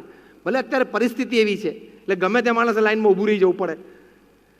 પ્રમુખ સ્વામી મહારાજ કે એ વ્યક્તિનું સ્વમાન થોડુંક ગવાય એટલે આપણે 100 સ્વયંસેવકો એવા તૈયાર કરો અને તાત્કાલિક 200-500 ટિફિન મંગાવો અમદાવાદથી, બરોડાથી, રાજકોટથી, અને એવા જે ઘર હોય એના ઘરે 3 ટાઈમ ટિફિન પહોંચે ને અને ઘરે બેસીને જમી શકે ને એવી વ્યવસ્થા કરો. માણસનું સ્વમાન સચવાય. જો આ થિંક ડિફરન્ટ, આ જુદો વિચાર, અમારા લગભગ 150 થી 200 સ્વયંસેવકો ફક્ત આવા સારા અને મોટા ઘરો, કદાચ એ પડી ગયા હોય તે લોકો ફળિયામાં બેઠા હોય નાનું તંબુ તાણીને, કદાચ અડધું ઘર પડ્યું હોય તો અડધા ઘરમાં થોડેક એકાદ રૂમમાં ક્યાંક રહેતા હોય, ત્યાં અમે ટિફિન આપે જેથી એ વ્યક્તિનું સ્વમાન સચવાય. હવે પ્રમુખ સ્વામી મહારાજે ચોથા જ દિવસે 30મી જાન્યુઆરીએ 800 ટનનું જહાજ રિલીફ મટીરિયલનું મુંબઈથી મુન્દ્રા પોર્ટ ઉપર મૂકી દીધું અને અમે 150 સંતો અને 2000 સ્વયંસેવકોએ એની કિટ 48 કલાકમાં બનાવી અને કચ્છના 509 ગામડાઓમાં અમે વેચેલી. હવે આમાં થિંક ડિફરન્ટ તમે જોજો. રિલીફ કિટ બનાવી અને અમે વિતરણ કરતા તે વખતે તો જર્મન અને સ્વીડિશ બધી ટીમ્સ પણ બધી આવી ગયેલી, ડિઝાસ્ટર મેનેજમેન્ટ ટીમ્સ બધી આવી ગયેલી. એ લોકો પણ રાહત પ્રવૃત્તિમાં જોડાઈ ગયેલા. તે વખતે ઇઝરાયલ આર્મીની ડિઝાસ્ટર મેનેજમેન્ટ ટીમ જે છેલ્લા 25 વર્ષથી કાર્યરત રહેતી, જ્યાં જ્યાં આવા હોનારત થતા ત્યાં બચાવ અને રાહત પ્રવૃત્તિમાં, એના ચીફ હતા મિસ્ટર શોલોમ. એ લોકો તો મોબાઈલ આઈસીયુ લઈને ભુજમાં આવેલા. અમે પણ જિંદગીમાં પહેલી વખત મોબાઈલ આઈસીયુ જોયું 2001ની સાલમાં શાસ્ત્રી મેદાનમાં ઊભું કરેલું. ત્યાં સર્જરીસ પણ થઈ શકે અને પ્રસૂતિ પણ થઈ શકે, ત્યાં સુધીનું આઈસીયુ એ લોકોએ ઊભું કરેલું. અમે પહેલી વાર જોયું મોબાઈલ આઈસીયુ. હોસ્પિટલમાં તો હોય વ્યવસ્થિત તંત્ર. એટલું એડવાન્સ ટેકનોલોજી સાથે એ લોકો આવેલા. મિસ્ટર શોલમ બધી જગ્યાએ ફરતા ફરતા અમારા કેમ્પ પર પણ આવ્યા જોવા માટે. અને એમને જોયું કે તમે ગરમ ગરમ દાળ, ભાત, શાક, રોટલી, સાંજે ખીચડી, ભાખરી, કઢી તમે જમાડો છો? તો કે હા. કેટલા લોકો જમે છે? તો કે બસ હવે શરૂ થશે, તમે જુઓ લાઈન. તે ઊભા રહ્યા અને એમને રાત્રે જોયું કે લગભગ 20,000 માણસો અહીંયા જમે છે. આખા દિવસમાં 85,000 લોકો. કે અમને ઇઝરાયલમાં કોઈ દિવસ વિચાર ના આવ્યો કે આવી પરિસ્થિતિમાં આપણે ગરમ ગરમ અને ફ્રેશ ફૂડ આપવું જોઈએ. આ વિચાર કોનો છે? અમે કહ્યું અમારા ગુરુ પ્રમુખ સ્વામી મહારાજનો આદેશ છે. તો કે ઓકે, બીજું શું કરો છો? અમે કીધું આ રિલીફ કિટ તૈયાર કરીએ છીએ. જો હવે થિંક ડિફરન્ટ જોજો રિલીફ કિટમાં. એ કે હું બધું જોઈ શકું અંદરથી કાઢીને? We said yes you can do it. એમને બધું મટીરિયલ બહાર કાઢ્યું એટલે 2 ધાબળા નીકળ્યા. પરિવારના 4 સભ્યો હોય, માતા પિતા, દીકરો દીકરી, એને એક જોડી કપડાં અમે મૂકેલા, એ નીકળ્યા. પછી એ પરિવારને 1 અઠવાડિયું ચાલે એટલું રાશન મૂકેલું ઘી ગોળ સાથે, જે નોર્મલી રિલીફ કિટમાં હોય. આટલી મોટી કોથળી હતી. એ બધું નીકળ્યું, ફાઇન. પછી અંદરથી નેલ કટર નીકળ્યું, માથામાં નાખવાના તેલની શીશી નીકળી અને એક કાંસકો નીકળ્યો. એટલે મિસ્ટર શોલમ તો આમ જોઈ રહ્યા કે આ રિલીફ કિટમાં, this is not a relief material. આ કંઈ રાહત કિટમાં મુકાય એવી મટીરિયલ નથી. તમે કેમાં મૂક્યું? ત્યારે મેં કહ્યું કે અમારા ગુરુ પ્રમુખ સ્વામી મહારાજે કહ્યું કે લોકો લગભગ અઠવાડિયો 10 દિવસ થાય ભૂકંપ, લોકોના નખ વધી ગયા હશે તો એને જમવાનું ન ફાવે અને આમ અકળામણ થાય, એ બધાને એક નેલ કટર આપો. સંતોએ અમે બહુ આર્ગ્યુમેન્ટ કરી કે સ્વામી રિલીફ કિટમાં નેલ કટર ના હોય. અને આ બધા કચ્છના ગામડાના લોકોએ ઘણાએ તો નેલ કટર જોયું નહીં હોય અને બૌદ્ધા તો ભગવાને બધાને જે નેચરલ નેલ કટર આપ્યું છે ને એ વાપરતા હશે. પ્રમુખ સ્વામી મહારાજ કીધું ના મૂકો. હવે એમની ઈચ્છા અને આજ્ઞા હતી એટલે આપણે મૂક્યું. પછી પ્રમુખ સ્વામી મહારાજે કહ્યું કે લોકો 5-7-10 દિવસથી નાયા પણ નહીં હોય, કારણ કે સખત ભૂકંપ હતો, આખી સિસ્ટમ બધી તૂટી ગયેલી. સ્વામી કે ખાલી માથામાં એ લોકો તેલ નાખે ને માથું ઓળે ને તો એમ જરા ફ્રેશ લાગે, એટલે આપણે હેર ઓઇલ મૂકો, એક કાંસકો મૂકો. સંતોએ કીધું સ્વામી આ બધું રિલીફ કિટમાં હોય નહીં. સ્વામી કે ના મૂકો. પછી સંતોને એમ થયું કે ફોન આપણે વહેલો પતાવી દઈએ ને તો આખી ઘર વગર ઊભી થઈ જશે આ રિલીફ કિટમાં. મિસ્ટર શોલોમે જ્યારે સાંભળ્યું ને અત્યંત આશ્ચર્ય થયું કે હુઝ થોટ વોઝ ધીસ, આ વિચાર કોનો હતો? એટલે અમે કહ્યું અમારા ગુરુ પ્રમુખ સ્વામી મહારાજનો વિચાર હતો. Can I see his picture? હું એનો ફોટો જોઈ શકું? એટલે અમે પ્રમુખ સ્વામી મહારાજનો ફોટો દેખાડ્યો. એમને જોયો ને તો his eyes are very expressive, પ્રભાવશાળી આંખો છે. પછી બીજું બોલ્યા, સાહજિક પૂછ્યું કે from which university he has done his MBA? દુનિયાની કઈ યુનિવર્સિટીમાંથી પ્રમુખ સ્વામી મહારાજ MBA થયા છે? કારણ કે એ લોકોને તો એવું જોઈએ ને કે MBA થયેલો હોય તો જ એને સારા સારા વિચારો આવે. MBA એટલે શું? મને બધું આવડે. MBA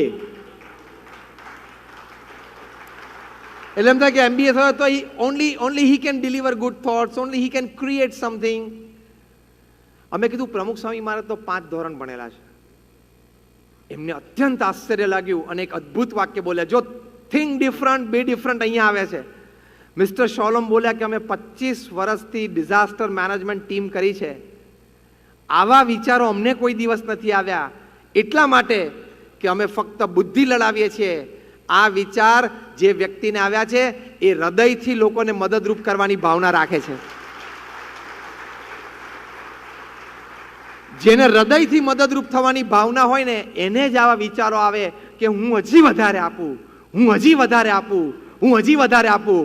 એ જે હું વધારે આપું અને લોકોને વધારે સુખી કરું, એ થિંક ડિફરન્ટ. આટલું તો બહુ થઈ ગયું, આનાથી વધારે ના અપાય. આ તો ઘણું કહેવાય. આ શું કહેવાય? Routine thinking. હજી હું કંઈક આપું, હજી એક વસ્તુ ઉમેરું, એ શું કહેવાય? Think different. And so he became different. Pramukh સ્વામી મહારાજે નક્કી કર્યું કે રિહેબિલિટેશન કરવું છે, પુનર્વસન. 9 ગામ દત્તક લીધા, 1500 ઘર બાંધી આપ્યા, 42 ગામડાઓમાં સ્કૂલ બાંધી આપી. પ્રમુખ સ્વામી મહારાજને અને BAPS સંસ્થાને લોકો દોડી દોડીને ડોનેશન આપતા, કારણ કે લોકો એવું કહેતા કે પ્રમુખ સ્વામીને અને એમની સંસ્થાને રૂપિયો આપીએ ને એટલે ફિલ્ડ ઉપર ₹1 થઈ જાય છે, કારણ કે એમાં ઉમેરે છે. એક આપણા પૂર્વ પ્રધાનમંત્રી શ્રી એક વખત બોલેલા કે અમે કેન્દ્ર સરકારમાંથી કોઈ પ્રવૃત્તિ માટે, કોઈ સ્કીમ માટે રૂપિયો છોડીએ ને એટલે ફિલ્ડ ઉપર પહોંચતા પહોંચતા 15 પૈસા થઈ જાય છે. You think different and you become different. હવે જો એક સરસ થિંક ડિફરન્ટનો એક સરસ પ્રસંગ તમને કહું. જ્યારે આ પુનર્વસનના ઘર બાંધ્યા ને ત્યારે અમારા સંસ્થાના પ્લાનિંગ સેલ, અમારું ઇન હાઉસ આખી સિસ્ટમ છે અમદાવાદમાં અમારી હેડ ઓફિસમાં, તો અમારા એન્જિનિયર્સને અમારા આર્કિટેક્ટ્સે બધાએ સોસાયટીઝ પ્લાન કરી, જે મોડર્ન ડે અર્બન લોકેલિટીઝ સોસાયટીઝ હોય. પ્રમુખ સ્વામી મહારાજ પાસે પ્લાન લઈને બેઠા અને પ્રમુખ સ્વામી મહારાજ 3 જ મિનિટમાં પ્લાન બધું સમજી ગયા. પ્રમુખ સ્વામી મહારાજે કહ્યું કે આપણે ત્યાં સોસાયટી નથી બાંધવી, આપણે ત્યાં ક્લસ્ટર્સ બાંધીએ કે 5-7 ઘર વચ્ચે એક મોટો ચોક હોય, 5-7-10 ઘર એવી રીતે. એટલે બધા એન્જિનિયર્સ અને આર્કિટેક્ટ્સે આર્ગ્યુમેન્ટ કરી કે સ્વામી હવે આખું ગામ તો એ લોકોનું તૂટી ભાંગી ગયું છે, આખું નવેસરથી આપણે કરીએ છીએ, પાક્કા મકાન આપીએ છીએ, તો અર્બન લોકેલિટીની જેમ જ એ લોકોને રહેતા શીખવાડીએ. સોસાયટીમાં વચ્ચે રસ્તો હોય ને આજુબાજુ મકાનો હોય સીધા. પ્રમુખ સ્વામી મહારાજે કહ્યું કે તમારી ભાવના સારી છે, પણ હજી એ લોકોના વિચારો છે ને એ ગામડાની રહેવાની સ્ટાઇલ પ્રમાણે છે. ગામડામાં લોકો કેવી રીતે રહેતા હોય કે એના ઘરનો દરવાજો ખોલે ને તેને 5-6 ઘરના દરવાજા દેખાવા જોઈએ.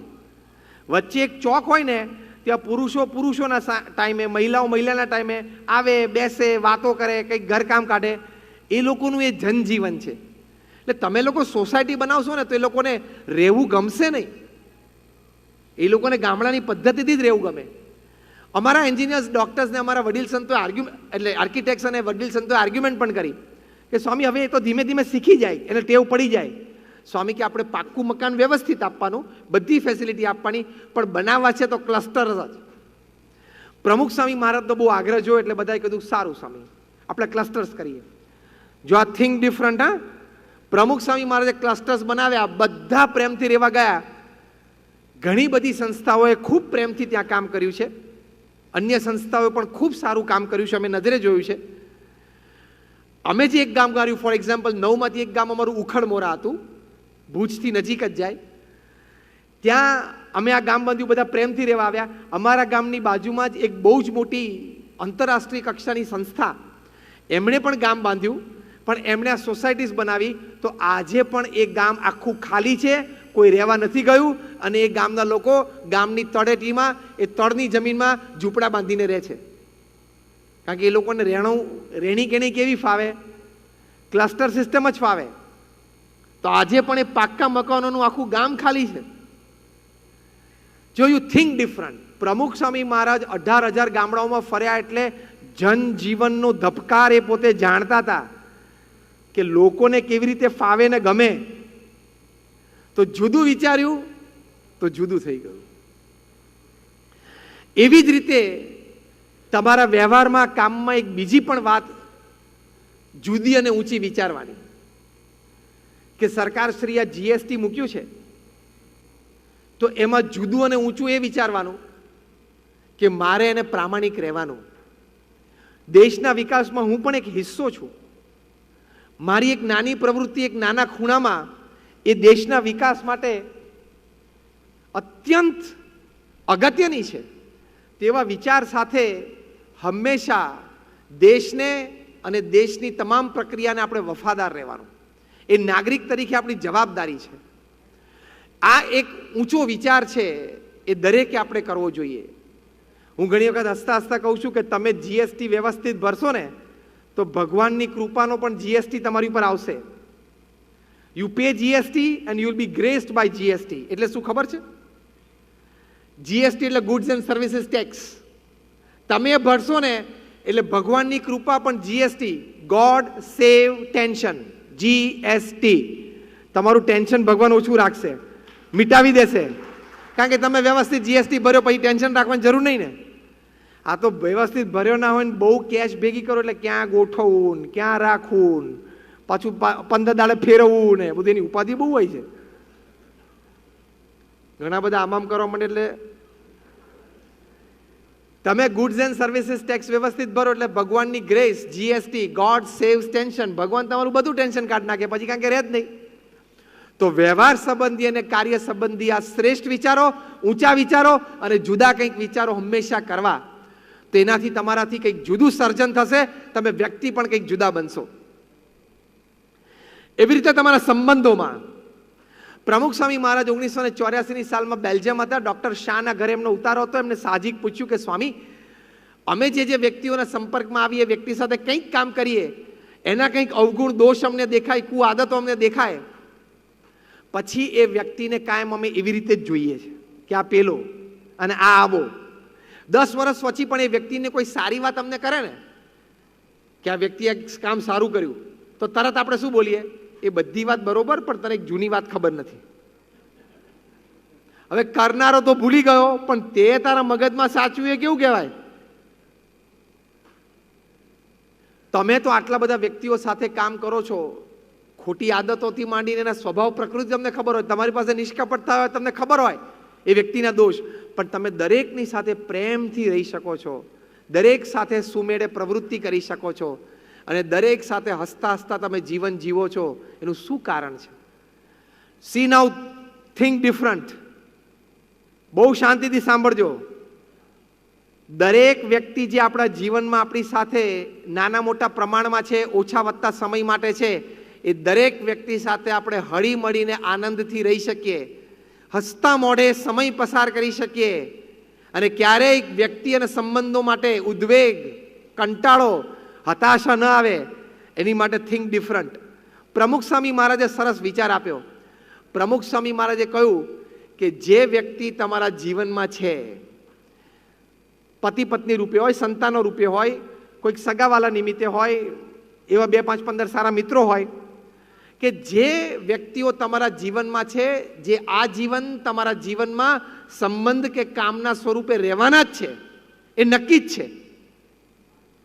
તો એ વ્યક્તિ સાથે એનામાં કદાચ 99 ખોટ હોય તો એ બાજુ પર મૂકીને એક સારો ગુણ હોય એની સામે દ્રષ્ટિ રાખવાની. Think different. એટલે હું તમને થિંક ડિફરન્ટ પ્રેક્ટિકલી સમજાવું. તમારા મોબાઈલમાં તો 1000 નંબર ને 2000 નંબર હશે. શાંતિથી આજે રાત્રે ઘરે જઈને 15-25 વ્યક્તિઓ નક્કી કરજો કે આ 2000 વ્યક્તિઓના નંબર મારા ફોનમાં છે, એમાંથી આ 25 વ્યક્તિઓ મને જીવનમાં કાયમ મારી પાસે જોઈએ જ. મેં કહ્યું ને, એમાં સગાવાલા હોય, મિત્રો હોય, પડોશી હોય, કોઈક એવા 25 વ્યક્તિઓને નક્કી કરવાના. તમારા જીવનનો 80% સમય એ 25 વ્યક્તિ સાથે જવો જોઈએ, 20% સમય બાકીની 1975 વ્યક્તિઓ સાથે જવો જોઈએ. તો તમારે 80% સમય તમારો જીવનમાં એ 25 વ્યક્તિ સાથે જ કાઢવાનો. એ 25 વ્યક્તિ પ્રત્યે કોઈ કુભાવ ક્યારેય ન થવા દેવો, એની કોઈ ક્રિયા કે એની બોલચાલ જોઈને ક્યારેય ખોટું નહીં લગાડવાનું. એ કદાચ કંઈક બોલી ગયો, ચાલી ગયો, પ્રસંગે આવ્યો ના આવ્યો, તેના પ્રત્યે કોઈ કુભાવ ના થવો જોઈએ. એ 25 વ્યક્તિ મારી માટે સાચી જ છે, સારી જ છે, અને મારે 100%ની સાથે સંબંધ છેલ્લા શ્વાસ સુધી રાખવાનો જ છે, એ નક્કી કરી રાખવાનું. તો તમને જીવનમાં સંબંધોનો બહુ જ મોટો આનંદ આવશે. એટલે બહુ જ મોટો વિચાર છે કે આ 25 વ્યક્તિ માટે, ફોર ધીસ 25 પીપલ, મારે ક્યારેય કોઈ નેગેટિવિટી મનમાં આવવા જ નહીં દેવાની. પછી તમે જીવનનો આનંદ જુઓ. બાકીની 1975 વ્યક્તિ જે 2000માંથી રહી, એની સાથે કામના સંબંધ હોય, વર્ષે એકવાર મળે તોય ઠીક ને 2 વર્ષે એકવાર કામ થાય તોય ઠીક. આ 25 વ્યક્તિ તો મારે જીવનમાં જોઈએ જ. એ 25 વ્યક્તિ પ્રત્યે કોઈ અવગુણ જોવાનો નહીં. પ્રમુખ સ્વામી મારે શું બોલ્યા, એનામાં 99 ખોટ હોય ને, પણ એક ગુણ હોય તો એ વિચારવાનો. કેમ? એટલા માટે કે એ વ્યક્તિ તમારા જીવનમાં રહે એવો તમે નિર્ણય કર્યો છે. પછી એ વ્યક્તિની ખોટ નહીં જોવાની. આ થિંક ડિફરન્ટ, તો યુ બી ડિફરન્ટ. તમે જુદા થઈ જાઓ, તમને જીવનમાં સંબંધોનો આનંદ મોટો થઈ જાય. હમણાં હાર્વર્ડ યુનિવર્સિટીના એક સર્વે પ્રમાણે દુનિયાના 1 લાખ પરિવારમાં 100 દેશોમાં 5 ખંડ ઉપર across caste, creed, colour, religion, nationality survey થયો. અને એ સર્વેનો પ્રિન્સિપલ પ્રશ્ન હતો કે તમારી દ્રષ્ટિએ જીવનમાં સૌથી મોટો આનંદ શું છે? ત્યારે 67%થી પણ વધારે લોકોએ એ સાદ આપ્યો કે two spend quality and quantity time with your near and dear ones is the greatest joy upon this earth. પૃથ્વી પર સૌથી મોટો આનંદ શું છે? પૃથ્વી પર સૌથી મોટો આનંદ શું છે? કે તમારા નજીકની વ્યક્તિઓ, ડિયર એન્ડ નિયર વન, જેની માટે તમને પ્રેમ છે અને જે વ્યક્તિઓને તમારી માટે પ્રેમ છે, એવી વ્યક્તિઓ સાથે ક્વોલિટી અને ક્વોન્ટિટી ટાઈમ પસાર કરવો, બેસવું, વાતો કરવી, સાથે જમવું, આનંદ કરવો, એ સૌથી મોટો આનંદ છે જીવનમાં. તો ધીસ ઇઝ થિંક ડિફરન્ટ. એટલે ધેન યુ બીકમ ડિફરન્ટ. તો સંબંધોમાં આ એક વસ્તુ ધ્યાન રાખવાની. જે વ્યક્તિને જીવનમાં આપણે મળીએ, મોટી તકલીફ તો 21મી સદીની શું ખબર છે? બોલો, સાચું કહું? અને તમે અંતરદ્રષ્ટિ કરશો ને બોલું પછી, તો તમને આ વાત 100% હૃદયપૂર્વક સાચી મનાશે. 21મી સદીમાં માણસ ચહેરા ઉપર સ્મિત રાખતા ભૂલી ગયો છે. 21મી સદીમાં માણસ ચહેરા ઉપર સ્મિત રાખે. He has forgotten smile. You start your day with a smile. You leave your day with a smile. જે વ્યક્તિને આપણે મળીએ, આમ સ્માઇલથી તો મળવું જોઈએ ને. આ તો આપણે આપણા જ વિચારોમાં, આપણા જ કામમાં, આપણા ટેન્શનમાં, આપણી જ ઈચ્છાઓ પૂરી કરવાના વિચારોમાં કોન્સ્ટન્ટ હોઈએ ને, એટલે આપણે ચહેરા ઉપર સ્મિત જ ના રહેતું હોય. જોજો, ગાંધીનગર અક્ષરધામમાં મલ્ટીમીડિયા શો હતો. પ્રોફેસર ફ્રિજ, જે દુનિયાના શ્રેષ્ઠ મલ્ટીમીડિયા પ્રેઝન્ટર હતા, એમણે આ શો બનાવેલો. એમણે રોનાલ્ડ રેગન અમેરિકાના પ્રેસિડેન્ટ માટે બનાવેલો, ધ શાહ ઓફ ઈરાન માટે બનાવેલો, પ્રેસિડેન્ટ ઝિયાઉલ હક પાકિસ્તાનના હતા એમની માટે પણ એમને બનાવેલો, અને પ્રમુખ સ્વામી મહારાજ માટે પણ બનાવેલો. 14 સ્ક્રીન ઉપર એક સાથે ફિલ્મ ચાલે, જે 1992માં તે વખતે બહુ મોટી ટેકનોલોજી હતી. એમણે આ શો બનાવ્યામાં પ્રમુખ સ્વામી મહારાજની દિનચર્યા દરમિયાનના બધા જ ફોટોગ્રાફ લીધા. 800 સ્લાઇડ્સ પાડી. સાહજિક બોલતા હોય, સાહજિક વોક કરતા હોય, કોકને મળતા હોય, પત્ર લેખન કરતા હોય, મિટિંગમાં બેઠા હોય, ફોન ઉપર હોય. 800 સ્લાઇડ્સ પ્રમુખ સ્વામી મહારાજની નેચરલ પાડી. અને પાછા ઝેકોસ્લોવાકિયા ગયા અને પછી એ સિલેક્ટ કરવા બેઠા કે આમાંથી મારે 50 શ્રેષ્ઠ સ્લાઇડ્સ જોઈએ છે. અને એમની ટેવ પ્રમાણે એ કચરા પેટી લઈને બેસે, આમ સ્લાઇડ જોવે, અને સહેજ ચહેરા ઉપર થાક, કંટાળો, ઉદ્વેગ કંઈ પણ જોવે ને એટલે તરત સ્લાઇડ કચરા પેટીમાં જ નાખી દેવાની. પ્રમુખ સ્વામી મહારાજની 800 સ્લાઇડ એમને જોઈ, નેચરલી પાડેલા ફોટોગ્રાફ્સ. 800 સ્લાઇડમાંથી એક પણ સ્લાઇડ એ કચરા પેટીમાં નાખી ના શક્યા.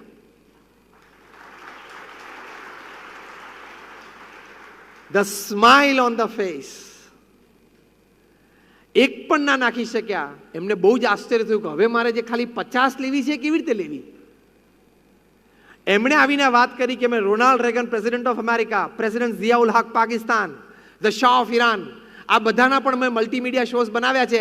એ લોકોની ફોટોગ્રાફી કરું ને પછી હું આ સિલેક્શન કરવા બેસું ને એટલે મારે સારી 5 સ્લાઇડ નહોતી મળતી. એટલે ફરી વખત કહેવું પડે કે હું ફરી વખત ફોટોગ્રાફી માટે આવું છું. તમે ચહેરો જરા નિર્મળ રાખજો, હસતો રાખજો, ટેન્શન ચહેરા ઉપર ના દેખાય, વ્રિંકલ્સ ના દેખાય, જોજો. એ લોકોને પ્રયત્નપૂર્વક આ કરવું પડતું હતું. પ્રમુખ સ્વામી મહારાજને નેચરલ. અને ત્યાં એમના હૃદયમાં પ્રમુખ સ્વામી મહારાજ પ્રત્યે સદભાવના થઈ. એમને મલ્ટીમીડિયા શો બનાવ્યો. એનો વિચાર પણ ઉમદા. આપણા શાસ્ત્રોમાં જે આત્મા પરમાત્માની વાત છે એ છે. અને પ્રમુખ સ્વામી મહારાજનું જીવન જોયું. Let me tell you one thing. આ મલ્ટીમીડિયા શો બનાવવાના પ્રોફેસર ફ્રિજ 90, 91, 92ની સાલમાં $2 મિલિયન ચાર્જ કરતા. $2 મિલિયન આ ફિલ્મ બનાવવાના, કોઈ પણ મહાન વ્યક્તિ વિશે. પ્રમુખ સ્વામી મહારાજ વિશે એમને બનાવ્યા આ શો, એક પણ રૂપિયો ચાર્જ ના કર્યો. એમને તો ઝેકમાં ઉછરેલા, સામ્યવાદ દેશ, ભગવાન સંબંધી કોઈ વાત ક્યારે એ લોકો માને નહીં. ભક્તિ અને ધર્મ તો બહુ દૂરની વાત થઈ ગઈ, નાસ્તિક જ.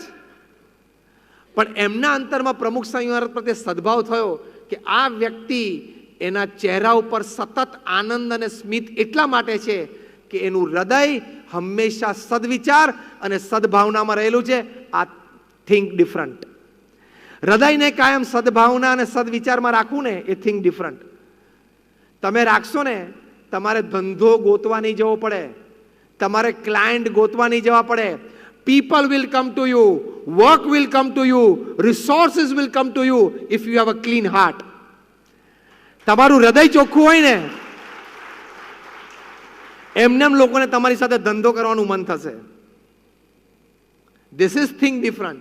હૃદયમાં થોડીક મલિનતા હશે, થોડું કપટ હશે ને તો એ પણ પેલાની ઇફેક્ટ કરશે કે આ માણસ ઉપર પૂર્ણ વિશ્વાસ ના રખાય.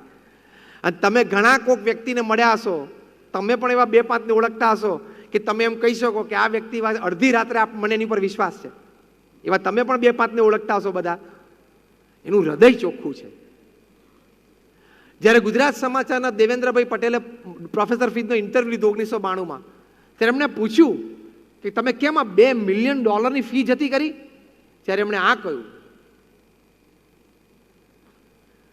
ત્યાં સુધી એમના જીવનમાં પરિવર્તન આવ્યું. એ ઝેકોસ્લોવાકિયા પાછા ગયા. એમને ઘરમાં મંદિર ઊભું કર્યું, ઇલેક્ટ્રોનિક મંદિર. રોજ સ્ક્રીન ઉપર જુદા જુદા મંદિરોના મૂર્તિઓના દર્શન થાય. પ્રમુખ સ્વામી મહારાજને ઝેકોસ્લોવાકિયા લઈ ગયા 1994ની સાલમાં યુરોપમાં. અને ત્યાં મોટી પ્રેસ કોન્ફરન્સ ભરી અને ત્યાં પ્રમુખ સ્વામી મહારાજની ઓળખાણ કરાવી. અને પ્રમુખ સ્વામી મહારાજે કહ્યું કે મારા દેશમાં બધા નાસ્તિક જ છે, કારણ કે અમારે સામ્યવાદના સંસ્કાર છે. ભગવાન અને દેવાલય હોય નહીં, પણ મારી ઈચ્છા છે કે તમે એક BAPSનું મંદિર અહીંયા ઝેકમાં પણ કરો, એટલે કે ઝેકોસ્લોવાકિયામાં કરો, અને તમારા 2 પાદરીઓને અહીંયા રાખો, જેથી શુદ્ધ વિચાર, શુદ્ધ ભાવનાઓ અને એવા હૃદય સાથે મારા લોકો પણ હંમેશા ચહેરા ઉપર સ્મિત સાથે રહે ને, એ મારા દેશના નાગરિકોને જોવા છે. જો પ્રમુખ સ્વામી થિંક ડિફરન્ટ, તો he became different and he made a difference. એને લોકોના જીવનમાં પણ એ પરિવર્તન લાવ્યા.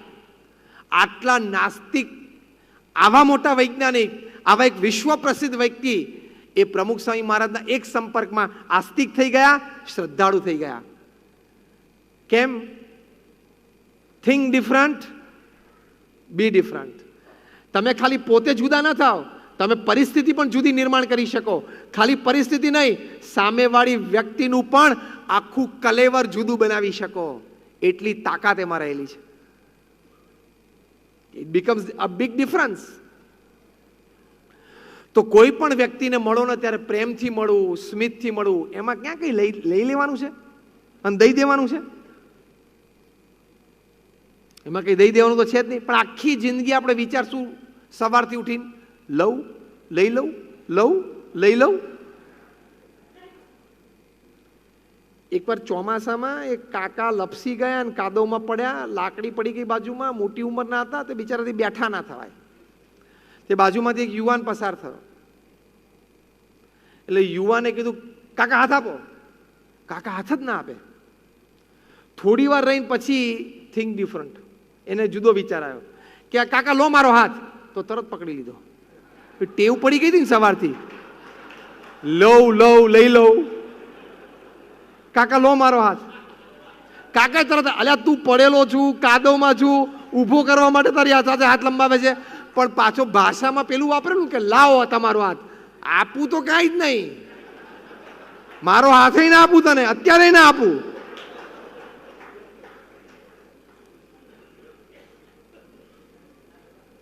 પેલા થિંક ડિફરન્ટ કરવું પડ્યું, કાકા લો મારો હાથ, તો તરત પાછો હાથ ઊંચો કરી દીધો. આપવું તો વાત જ ના આવે. હવે એવી રીતે આપણે સવારથી ને આખી જિંદગી ચાલી વાર આવી રીતે ધંધો કર્યો હોય, પછી તમે રિસોર્સિસ અટ્રેક્ટ ના કરી શકો. જે વ્યક્તિઓ પ્રમુખ સ્વામી મહારાજને મળ્યા ને, એને પ્રમુખ સ્વામી મહારાજ માટે નિસ્વાર્થ ભાવનાથી સેવા કરી. ગાંધીનગરમાં અત્યારે લાઇટ એન્ડ સાઉન્ડ શો છે, તમે જોયો હશે. દિલ્હીમાં light, sound, water, laser, fire show છે, એ તમે જોયો હશે. દુનિયાની સૌથી મોટી સ્ટેપ વેલ અમે ક્રિએટ કરી. 5000 લોકો એક સાથે બેસીને આ શો જોઈ શકે સ્ટેપ વેલ્સ ઉપર. એ આખો જે શો ઊભો કર્યો એ ફ્રેન્ચમેન, એ પ્રમુખ સ્વામી મહારાજને પહેલી વખત મળ્યા. એ વ્યક્તિ એવી છે કે જ્યાં 1000થી કે 2000થી વધારે પાર્ટિસિપન્ટ્સ હોય ને એવા જ પ્રોગ્રામ હાથમાં લે. એ વ્યક્તિ એવી છે કે ફંક્શનના 1 મહિના પહેલા એનું ફાઇનલ માસ્ટર ગ્રેન્ડ રિહર્સલ પૂરું કરી નાખે. બેઇજિંગ ઓલિમ્પિક્સ 2008માંથી એની ઓપનિંગ અને ક્લોઝિંગ સેરેમની એને ડિઝાઇન કરેલી. 2000ની સાલમાં ટર્ન ઓફ ધ મિલેનિયમમાં બ્રિટિશ ગવર્મેન્ટને કંઈક વિશેષ કરવું હતું, તો જે લંડન આઈ છે એ એમણે ડિઝાઇન કરેલી. તમે લંડન જાઓ તો લંડન આઈમાં બેસો ને તે ઉપર જાઓ એટલે આખું લંડન તમને શહેર દેખાય, એ એમણે ડિઝાઇન કરેલું. આવી મોટી વ્યક્તિ, અને એમણે આ પ્રોજેક્ટર બનાવેલું કે ઉછળતું પાણી અને પડતા પાણીને પડદા તરીકે વાપરીને એની ઉપર ફિલ્મ પ્રોજેક્ટ કરવી. અને એ રીતે ગાંધીનગર અને દિલ્હીમાં એ છે, પડતા પાણી ઉપર ફિલ્મ પ્રોજેક્ટ થાય છે. Falling moving water is the screen. આ કેવો મોટો વિચાર કહેવાય, મોટું થિંક ડિફરન્ટ કહેવાય ને. એ પ્રમુખ સ્વામી મહારાજને સારંગપુર મળવા માટે આવ્યા. પ્રમુખ સ્વામી મહારાજ સાથે 22-25 મિનિટ વાર્તાલાપ થયો. પ્રમુખ સ્વામી ગુજરાતી બોલે, પેલા ના સમજે, પેલા ફ્રેન્ચ અને ઇંગ્લિશ બોલે. પ્રમુખ સ્વામીને વચ્ચે ઊભા છે એક સંત, થોડું સમજાવે. ઊભા થતા થતા એમણે પ્રમુખ સ્વામી મહારાજનો હાથ પકડ્યો. એમણે કહ્યું કે સ્વામીજી, મારો ચાર્જ તો બહુ જ મોટો છે, પણ તમારી આંખોમાં જે પવિત્રતા છે, તમારા હૃદયમાં જે શુદ્ધ ભાવના તમારી આંખોમાં છલકાય છે કે આ કાર્ય દ્વારા તમારે લોકોને એક સારી વાત આપી છે, નિસ્વાર્થ ભાવે તમારે આપી છે, એ તમારા હૃદયમાં દેખાય છે. એટલે તમે મને પણ તમારો એક સ્વયંસેવક ગણી લેજો, મારે એક પણ રૂપિયો ચાર્જ નથી કરો.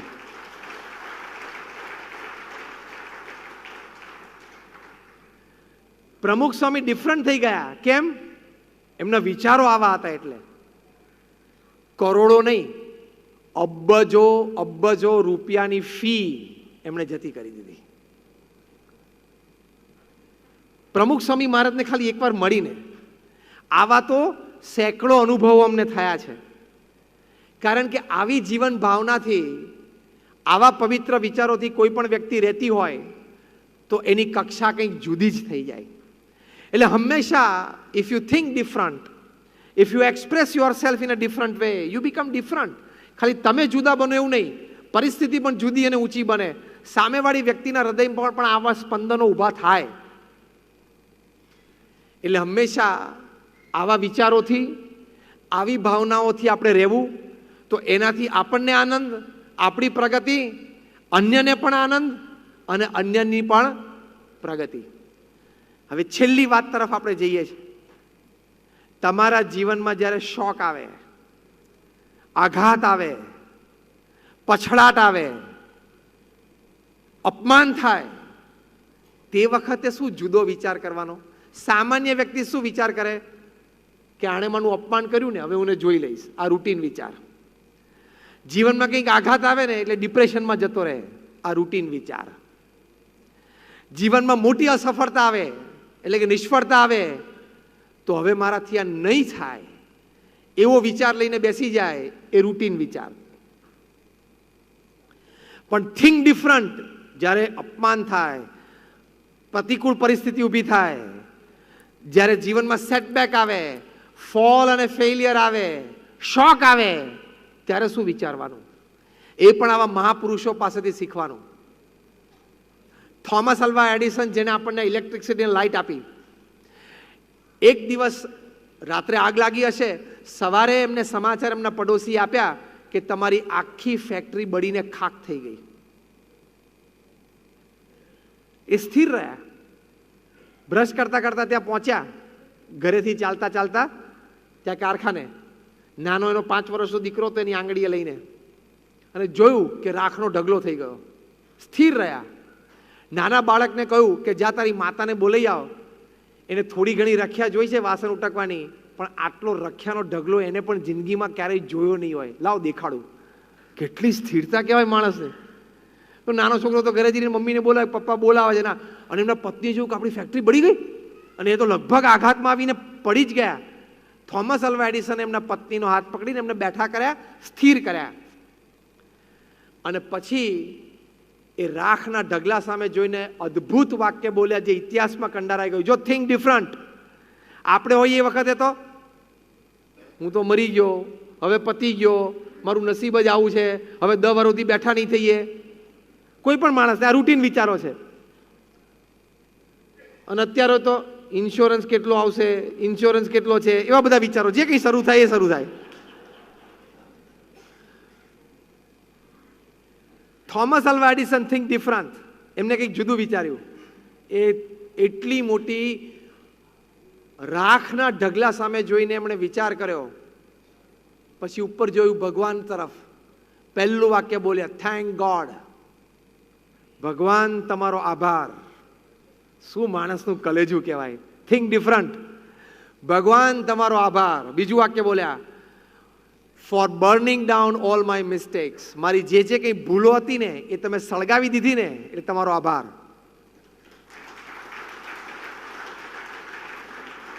અંદર ભૂલો નહોતી, એમના પ્રયોગોનો રેકોર્ડ હતો કે આ પ્રયોગ મેં આ કર્યો પણ મને આટલી સફળતા મળી, હજી જોઈએ એવો પ્રકાશ ના મળ્યો, તો આમાં હું અત્યારે ટિટેનિયમ ઉમેરું, કોપર વધારે ઉમેરું, પર્સન્ટેજ એને વધારે કરું.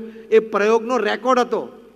જ્યાં સુધી એ રેકોર્ડ હતો ત્યાં સુધી એનું નામ ડેટા અને રેકોર્ડ. એ બળી ગયો એટલે એનું નામ અહીંયા મગજમાંથી એમને ડેટામાંથી મિસ્ટેક કરી નાખ્યું.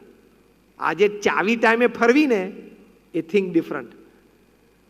जब तक वो था तब तक रिकॉर्ड, जब जल गया तब मिस्टेक्स. Think different. तो ये उभा रही शक्या. Thank God for burning down all my mistakes. પછી બીજું વાક્ય બોલ્યા, I am coming back at 10, I will start again. હું 10 વાગે પાછો આવું છું અને ફરી એક શરૂઆત કરીશ. કરી અને આપણને આ લાઈટ એમણે આપી. અને એટલે જ આજે ન્યૂ જર્સીમાં આખું શહેર એમના નામે છે. જે એડિસન શહેરમાં તમે જાઓ છો ને, જ્યાં આપણું અક્ષરધામ બને છે, એડિસન શહેરનું નામ એમના નામ પરથી છે, થોમસ આલ્વા એડિસન.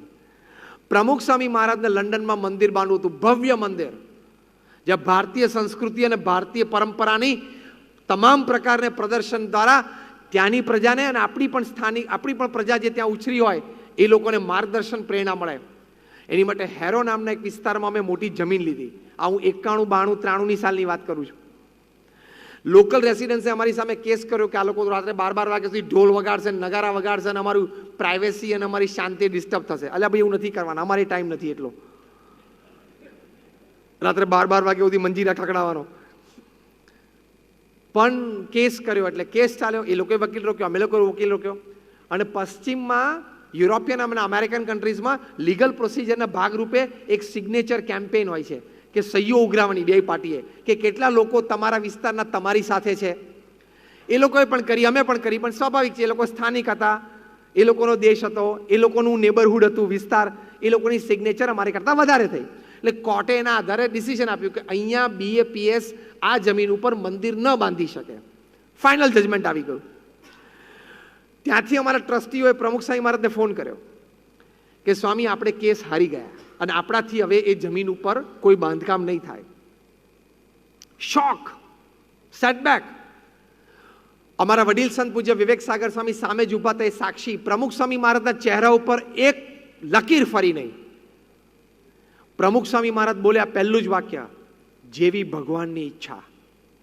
અમે તમને થોમસ આલ્વા એડિસનની વાત કરી અને આ પ્રમુખ સ્વામી મહારાજની કરું છું.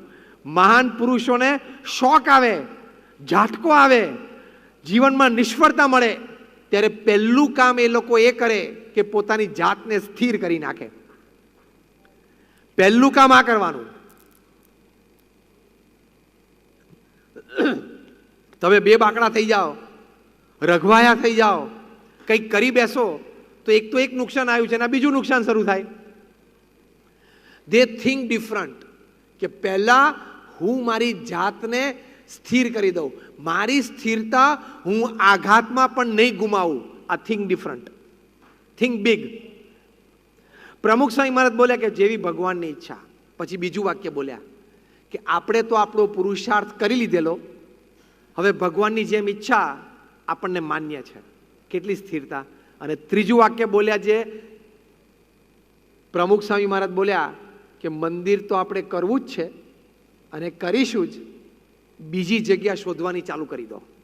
અને આ ફોન મૂકીને તરત જ મીટિંગ કરો અને બીજી જગ્યા ચાલુ કરો. મંદિર તો કરવું જ છે. અને કર્યું. અને 1995માં જ્યારે એનું ઉદ્ઘાટન પ્રતિષ્ઠા થયું ત્યારે રીડર્સ ડાયજેસ્ટ આટલું મોટું આંતરરાષ્ટ્રીય મેગેઝિન એમણે આર્ટિકલમાં લખ્યું કે it is the 8th wonder of the world, દુનિયાની 8મી અજાયબી.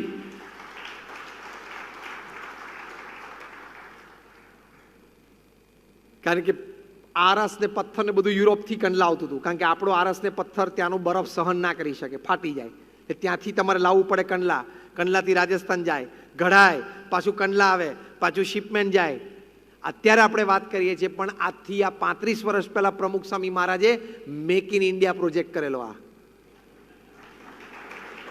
માલ તમારો, raw material Europe, make in India and assembled in London.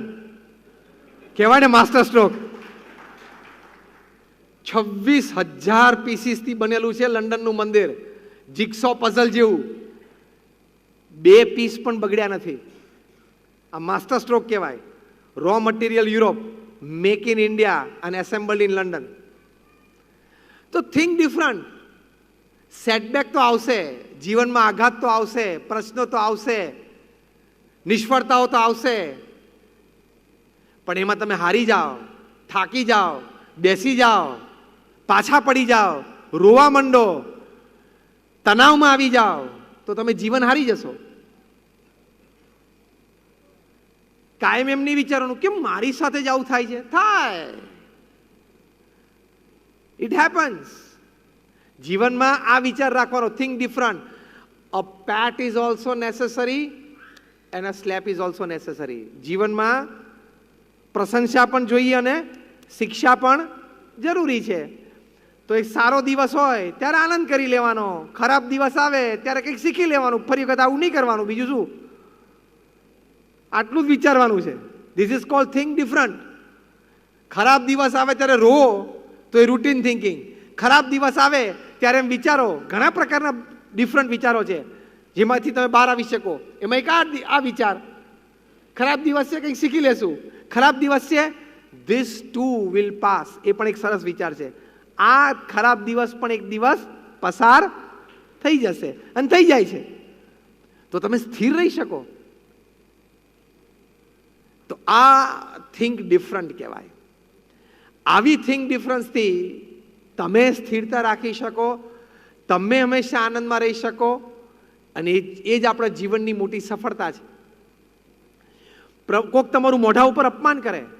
પ્રમુખ સ્વામી મહારાજનું 1986ની સાલમાં એ વખતના કેબિનેટ મિનિસ્ટર હતા યોગેન્દ્ર મકવાણાએ મોઢે અપમાન કર્યું. 1 કલાક સુધી પ્રમુખ સ્વામીના ખખડાવ્યા. કારણ કે કેબિનેટ મિનિસ્ટર હતા એનો પાવર હોય અને પાછા પ્લાનિંગ કમિશનના મેમ્બર હતા. એણે ખખડાવવાનું મુખ્ય કારણ શું હતું કે તમે યુવાન ડોક્ટર અને એન્જિનિયરને સાધુ બનાવો છો તે ભવિષ્યમાં સમાજમાં ડોક્ટર્સની અને એન્જિનિયર્સની ખોટ આવશે. એટલે છે એને પહેલાં નોકરી કર, છે એને તો કંઈક નોકરી આપ. અત્યારે પણ સમાજમાં 15% ડોક્ટર, એન્જિનિયર, ચાર્ટર્ડ એકાઉન્ટન્ટ બિચારા નવરા ફરે છે. પણ આ વિચારથી હવે એમને કહેવાનો કોઈ અધિકાર નહોતો આ, અને ક્યાં એના દીકરાને સાધુ બનાવેલો, અને આ પ્રવૃત્તિ વિશે કોઈને કહેવાનો અધિકાર જ નથી. ક્યાં આપણે પરાણે કોઈને દીક્ષા આપીએ છીએ? પ્રેમથી લોકો આવે છે. અને અમે દીક્ષા લીધી, બીએપીએસ સંસ્થામાં નિયમ છે 21 વર્ષની ઉંમર પૂરી થાય ત્યાં સુધી દીક્ષા ન લઈ શકે. પછી એનો 3 વર્ષનો બેઝિક ટ્રેનિંગ કોર્સ, પછી એને પહેલી દીક્ષા મળે વ્હાઇટ, પછી 2 વર્ષનો ટ્રેનિંગ કોર્સ, પછી એને ભગવા કપડાં મળે, પછી 2 વર્ષની ટ્રેનિંગ ને પછી એ બહાર સોસાયટીમાં આવે.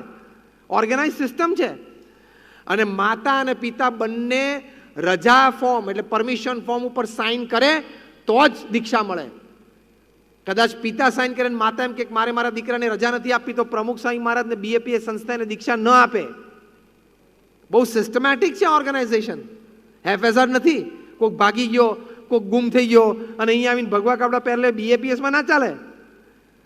ઉત્તર ભારતમાં કોઈક સ્ટેટમાં ટ્રિપલ મર્ડર કરીને આવી ગયો ને ભગવું કપડું પહેરીને બેસી જવું ના થાય. હા, એવું થાય છે.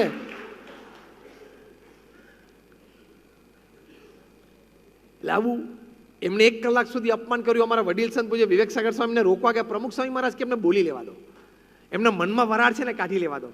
કાઢી વરાળ 1 કલાક એ શાંત થયા ને પ્રમુખ સ્વામી મહારાજે બહુ સ્થિરતાથી ઘડિયાળ સામે જોયું. રાત્રે 8:30 થયેલા. પ્રમુખ સ્વામી મહારાજ શાંતિથી અતિશય સ્થિરતાથી એક જ વાક્ય બોલ્યા કે જમવાનો સમય થયો છે, સાહેબને ખાસ જમાડી દેજો. કેટલી સ્ટેબિલિટી! 1 કલાક તમારું અપમાન કરે પછી એ વ્યક્તિને તમે પ્રેમથી જમવાનો સમય થયો તમે જમાડી શકો, એ કઈ કક્ષાની વિચારધારા કહેવાય. આવો 1 ટકો પણ આપણે જુદો અને ઊંચો વિચાર રાખીએ ને, કોઈની સાથે ઘર્ષણ ના થાય ને કોઈની સાથે આપણે પ્રશ્ન ના થાય અને કોઈની સાથે આપણે કોઈ પણ પ્રકારનો ઝઘડો ના થાય. તમે આવું વર્તન રાખો ને એટલે પેલી વ્યક્તિને હંમેશા અંતરદ્રષ્ટિ થાય કે મેં આટલું કર્યું, આ માણસ કંઈ બોલ્યો નહીં, આટલી ખાનદાની. ફરી વખત એ પણ એની ખાનદાની તમારી સાથે વર્તાવે. એટલે આ સલાહ તમારે ઘર માટે લઈ જવાની. ઘરમાં સાસુ વહુના પ્રશ્ન હોય, અંદર કંઈક ઘરમાં વિખવાદ હોય, એ વખતે થિંક ડિફરન્ટ. શું? ઘરમાં કોઈ એક વ્યક્તિ ગુસ્સામાં આવી જઈને બૂમો પાડવા માંડે ને એટલે બાકી બધાએ ચૂપ થઈ જવાનું. આ હું તમને એક સરસ વિચાર આપું છું. Think different. આ તો શું થાય છે કે એક જણો બોલવાનું ચાલુ કરે ને એટલે બીજા 3 ચાલુ કરે. તું રહેવા દે, તું બોલીશ નહીં, મને અંદર ખબર છે, તે શું કર્યું તું મને ખબર છે. ચાલુ થઈ જાય છે કે નહીં? સાચું તો બોલો. પણ હવે થિંક ડિફરન્ટ. બધા બોલવા માંડો ને રૂટીન થિંકિંગ છે. થિંક ડિફરન્ટ શું? એક જણો ગુસ્સામાં આવીને બોલે ઘરમાં કોઈ પણ વ્યક્તિ, એ સાચો છે કે ખોટો છે કોઈએ નહીં જોવાનું. એ વખતે બધાએ આમ જ શાંતિથી એને સાંભળવાનો. ભલે ખોટો હોય, એની ગેરસમજ થઈ હોય તો એ વખતે કોઈએ રિએક્શન નહીં આપવું. આ તમારા પરિવારમાં શાંતિ જળવાય એની માટે હું તમને એક સરસ વિચાર આપું છું, જે પ્રમુખ સ્વામી મહારાજ કહેતા. આ એમનો વિચાર છે. એ માણસ 5-10 મિનિટ બોલશે ને પછી એમ થશે કોઈ બોલતું જ નથી, શાંતિથી સાંભળે છે એટલે પછી કંટાળીને બંધ થઈ જશે. પછી 2 દિવસ પછી 48 કલાક જવા દેવાના. 2 દિવસ પછી શાંતિથી સાથે બેઠા હોય ને ત્યારે એને કહેવાનું તું જે આ વાત કરતો હતો ને એ વાત આમ હતી અને પ્રશ્ન આમ હતો, તારા સમજમાં વાત આમ હતી. એ ખોટો હોય તો એને બહુ અંતરદ્રષ્ટિ થશે અને સાચો હોય તો સ્વીકારવું તારી વાત સાચી છે, આપણે સુધારો કરશું. કેટલી શાંતિ રહે. પણ તમે બધા ફેમિલી મેમ્બરની નેગેટિવ વાતો ભરીને બેઠા હોય અને બધા રાહ જોતા હોય કે એક જણો બુલેટ છોડે એટલે બધા તોપ ચાલુ કરી દે. આ કેવું કહેવાય ખબર છે? તમે જોજો, તમે જ્યાં રહેતા હશો ને ત્યાં રાત્રે 12, 12:30, 1, 1:30 વાગે ને એટલે ગલીઓ બધી સુમસાન થઈ જાય ને એટલે બધા કૂતરા રોડ ઉપર આવી જશે. જોજો તમે, વાહન વ્યવહાર બંધ થાય ને રાત્રે 1, 1:30 વાગે એટલે કૂતરાઓ બધા રોડ ઉપર આવે અને એમાંથી એક જ જણાને ભસવાની જરૂર પડે. બાકીના બધા એક જ જણો ભસે એટલે બાકીના બધા.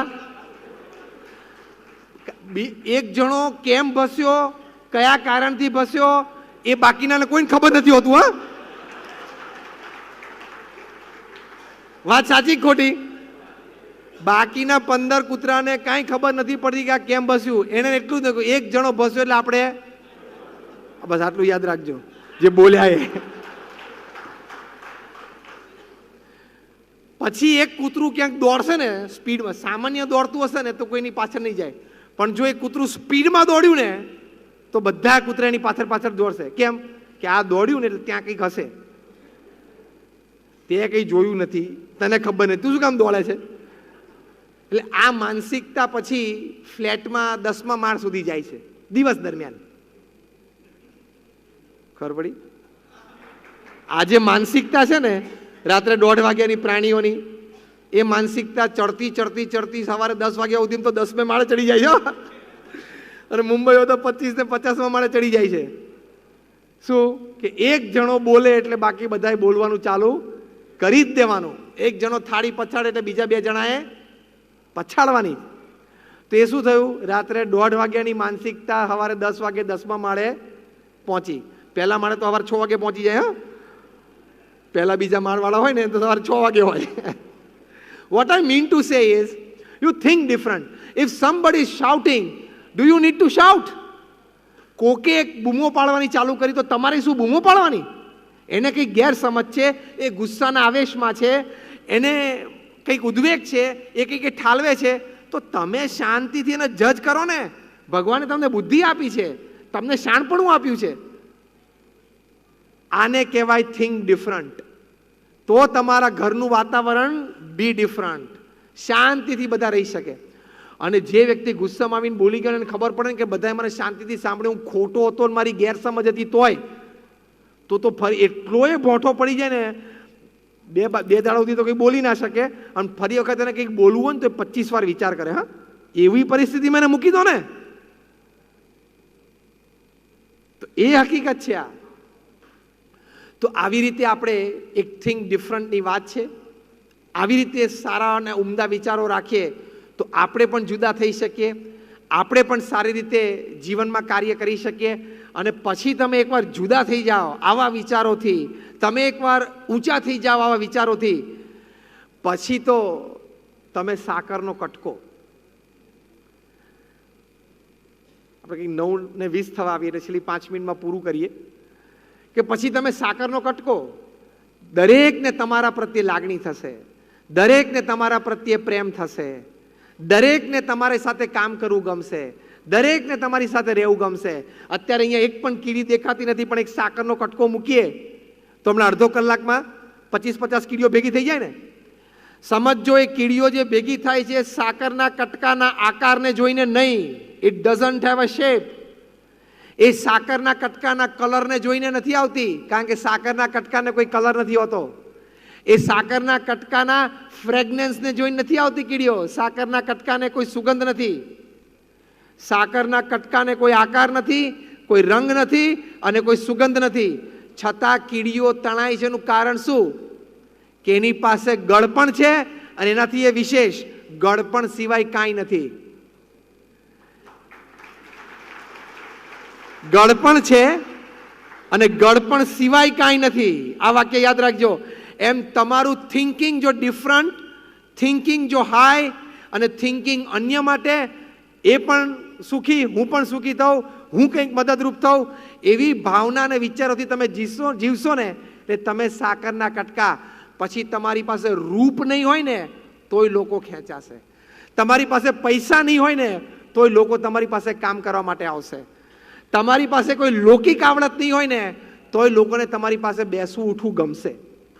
કારણ કે પછી તમારા અંતરમાં ગળપણ અને ગળપણ સિવાય કાંઈ નહીં. એટલે શું? સારા અને ઊંચા વિચારો, અને સારા અને ઊંચા વિચારો સિવાય કાંઈ નહીં. એટલે તમે સાકરનો કટકો. ડૉક્ટર APJ અબ્દુલ કલામ પ્રમુખ સ્વામી મહારાજને મળ્યા અને એટલા અભિભૂત થઈ ગયા પ્રમુખ સ્વામી મહારાજની આધ્યાત્મિકતાથી. એમણે પ્રમુખ સ્વામી મહારાજ ઉપર પુસ્તક લખ્યું, ટ્રાન્સેન્ડન્સ.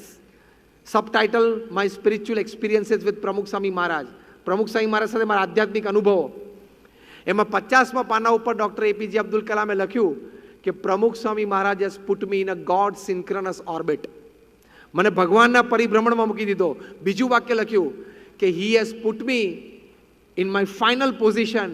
It doesn't need any manoeuvres. Any સ્પેસની ભાષામાં લખ્યું છે કે મને ફાઇનલ પોઝિશનમાં મૂકી દીધો છે, હવે મારે એમાંથી કોઈ ફેરફારની જરૂર નથી. એમણે લખ્યું કે પ્રમુખ સ્વામી વોઝ માય અલ્ટિમેટ ટીચર. મારા 2 મોટા શિક્ષકો ડૉક્ટર વિક્રમ સારાભાઈ, એમણે મને ઘણી બધી વાતો શીખવાડી, પણ પ્રમુખ સ્વામી મને શીખવાડ્યું કે કેવી રીતે હું અને મારું એ બે મૂકી અને પછી કામ કરું તો લોકોને કેટલો લાભ થાય ને પોતાને પણ થાય. એ હું પ્રમુખ સ્વામી પાસેથી શીખ્યો. એટલે પ્રમુખ સ્વામી ઇઝ માય અલ્ટિમેટ ટીચર. પહેલી વખત પૃથ્વીમાં ઇતિહાસમાં એવું બન્યું કે એક પ્રેસિડન્ટ એક ધર્મગુરુ માટે પુસ્તક લખે. પહેલી વાર એવું બન્યું આ પૃથ્વી ઉપર કે એક એન્જિનિયર ને એક સાયન્ટિસ્ટ એક 5 ધોરણ ભણેલી વ્યક્તિ માટે અહોભાવથી પુસ્તક લખે. અને પહેલી વખત એવું બન્યું કે ક્રોસ કમ્યુનિટી આટલું મોટું પુસ્તક લખાણું. કેમ? પ્રમુખ સ્વામી બીકેમ ડિફરન્ટ. એ નાત જાત અને વ્યક્તિથી પર થઈ ગયા, કારણ કે એમને આવા ઊંચા વિચારો રાખ્યા. 2015માં પ્રમુખ સ્વામી મહારાજની 95મી જન્મજયંતિ વખતે પ્રધાનમંત્રી શ્રી નરેન્દ્રભાઈ મોદીએ દિલ્હીથી ટ્વીટ કર્યું. અને ટ્વીટમાં એમને લખ્યું કે I have learned some of the greatest wisdoms of my life from my meaningful conversations with Pramukh Swami મહારાજ. કે હું 70ના દાયકાથી આરએસએસનો સ્વયંસેવક હતો. આ નરેન્દ્રભાઈ મોદી લખે છે. ત્યારથી હું પ્રમુખ સ્વામી મહારાજના સંપર્કમાં હતો અને ઘણી વખત એમની સાથે વાર્તાલાપમાંથી હું જીવનની ઘણી બધી સારી ભાવનાઓ અને વિચારો એમના થકી શીખ્યો છું. આ નરેન્દ્રભાઈએ લખેલું. એટલે તમે you become a different personality. તમે એક જુદી વ્યક્તિ બની જાઓ. ટૂંકમાં ફૂલ અને કાંટા બે ભેગા જ હોય છે ગુલાબના છોડ ઉપર. ગુલાબના છોડ ઉપર ફૂલ અને કાંટા બે ભેગા હોય છે. એમ આપણે પણ પૃથ્વી ઉપર આવ્યા છીએ. આપણા પણ અમુક સ્વભાવ પ્રકૃતિઓ છે અને સદગુણો પણ છે. Choice is yours to pluck the flower or the thorn. તમારી ચોઇસ છે કે તમારે ફૂલ લેવું છે, ફૂલ બનવું છે કે કાંટો થઈને જીવવું છે. ચોઇસ આપણી છે. 70-80 વર્ષનું જીવન છે. એમાં કઈ ચોઇસ આપણે મેક કરીએ. Because if you make a good choice, you stand a good chance to create a good change. તમે જો સારી ચોઇસ બનાવશો તો તમારી પાસે એક તક હશે કે તમે એક સારું પરિવર્તન વ્યક્તિ અને સમાજમાં લાવી શકશો. અને one man can make the difference. મહાત્મા ગાંધીએ આટલું મોટું પરિવર્તન લાવી શક્યા. નેલ્સન મંડેલા આટલું મોટું પરિવર્તન લાવી શક્યા. પ્રમુખ સ્વામી મહારાજ સમાજમાં આટલું મોટું પરિવર્તન લાવી શક્યા. એ શક્તિ ભગવાને આપણને બધાને આપી છે. પણ આપણે જ્યાં રૂટીનમાં જીવીએ છીએ ત્યાંથી કંઈક ઊંચા ઉઠીને if you think different you become different. તો આ બધા માટે ખૂબ પ્રાર્થના છે કે આવા વિચારો અને ભાવનાઓ આપણને સર્વેને રહે અને let us think different to become different. Thank you very much and all my prayers for all of you. જય સ્વામિનારાયણ.